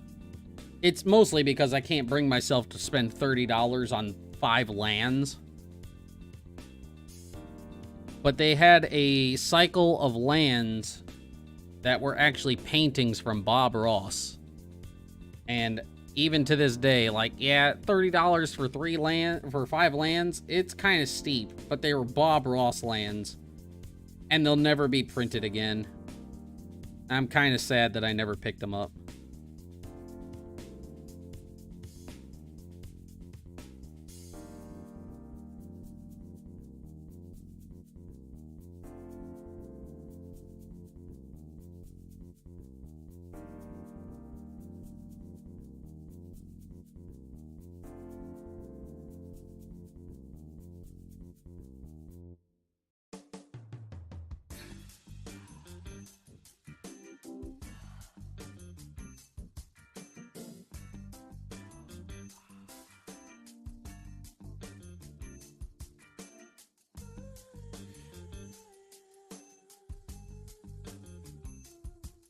Oh yeah, Toriyama's earlier styles for Dragon Ball were way better. I've talked about this numerous times before. So, a lot of people have like a lot of love for the Buu era of Dragon Ball, when Akira Toriyama was drawing like the Buu arc. But as somebody who's like studied and looked over Akira Toriyama's art style like obsessively, because like, of course, I'm trying to be a Dragon Ball artist. I want to know the ins and outs of it, and that's just how my autism works. I can tell that by the time the Buu arc happened, that Akira Toriyama was basically done. He was burned out. He had nothing left. He just wanted to get it over with. And that is why, during the Buu era, his line art is a lot sharper. It's more sketchy-like. You can tell that it's being done quickly. And that's because he's burnt out by that time. Whereas in early Dragon Ball, up until, I would say, probably the end of the Cyborg arc, up until the end of Cell, his artwork had a much rounder look to it. And that was even, like, that's even during the point when Akira Toriyama would, like, he'd slack off for, like, the entire week and then rush and get an entire 12 to 14 page chapter out in, like, 2 days. He's supposed to do it in a week, and he does it in 2 days, but even then, he puts a lot more care and stuff into his art. And he had his assistants helping him. But, like, during the Buu era, like, man, it was just like, oh, I'm just throwing this together. And you could really tell the difference because in the final chapter, like, when it's the epilogue, the end of Z epilogue, look at how, like, much more rounder and softer all the lines and stuff are in the end of Z as compared to, like, the Buu arc, where everything has a bit more of a jagged, sketchy look to it.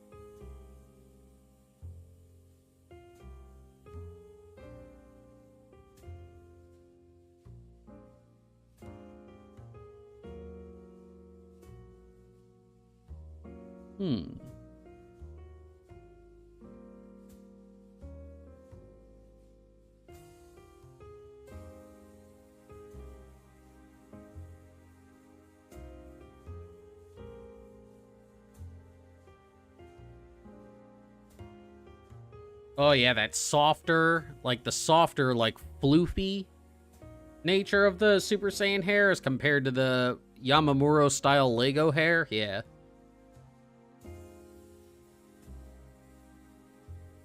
Yeah, I know what you're talking about. It's, you like it, so you're like this. You like it when the Super Saiyan hair was more like this, which is something that I like too. I like the more natural floofy hair, whereas Yamamuro, the same hair would be like this. Which is why people started calling it Lego hair, because it looks like it's just... It's like Lego attachments that you just slapped on the image. Yeah, that nice fluffier hair, I like that a lot.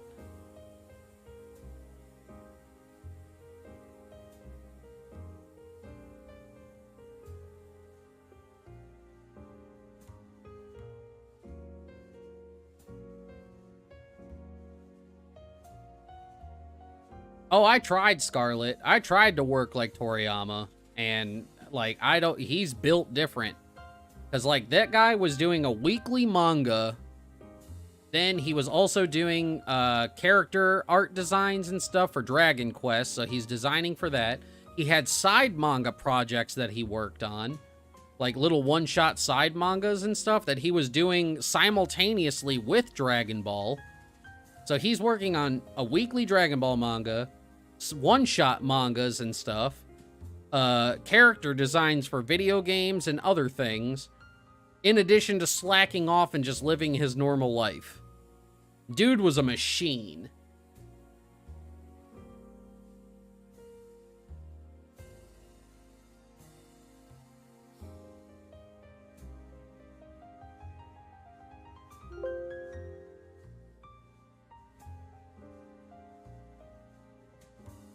Yeah, that's something that, like, people don't realize. People think, like, oh, well, during the height of Dragon Ball, that's all he was working on, was just Dragon Ball. No! No, he was putting out other mangas, like, they were one-shots, and they never, like, a lot of them never reached the heights of Dragon Ball, but he was still doing other manga. He was doing other manga. He's doing character designs for the entire Dragon Quest series. Working as like a consultant for other things, doing character designs and stuff for the Dragon Ball anime alongside doing the original manga and stuff like that, and then still having to live his normal life. Toriyama was cracked, man.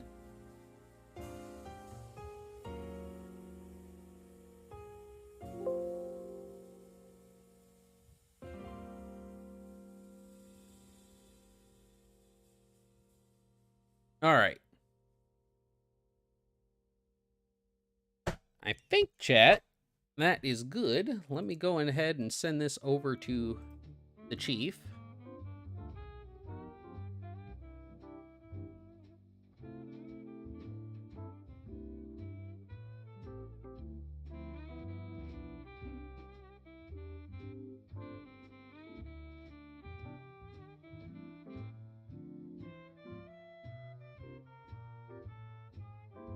Where did I put there?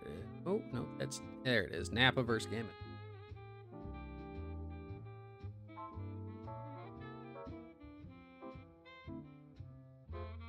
There we are, chat. All right.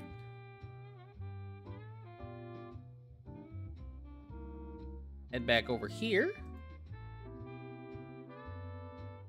Alrighty, chat. That is going to be it for the evening. We did a lot of work today. We talked about a whole lot of stuff. Man, I honestly, I was only expecting to go for like 2 hours, so the fact that we hit 3.5 hours today, kind of astonishing, but still, we got our work and stuff done. We're doing good. Tomorrow, we will be right back here at 2 p.m. for our Dragon Ball Fanimation watch-along. You've been working too and are now tired? Aw, well, I'm glad you were working along with me. I appreciate it. Yes, on the community tab, we have our schedule set for the week, and you will see the week-long schedule that we have. Do please respond to that schedule and respond to that post with links to your favorite Dragon Ball fan animations, because we are going to be watching some of them tomorrow. And I have a list of a couple, but I want to see some of your guys' inputs and stuff too. They don't have to be the most fantastic, they just have to be fan animated. That's all I ask. But until such a time, I'm gonna head out. I'm gonna go and get a little bit of some food and a couple of other things, get a couple things done for the stream.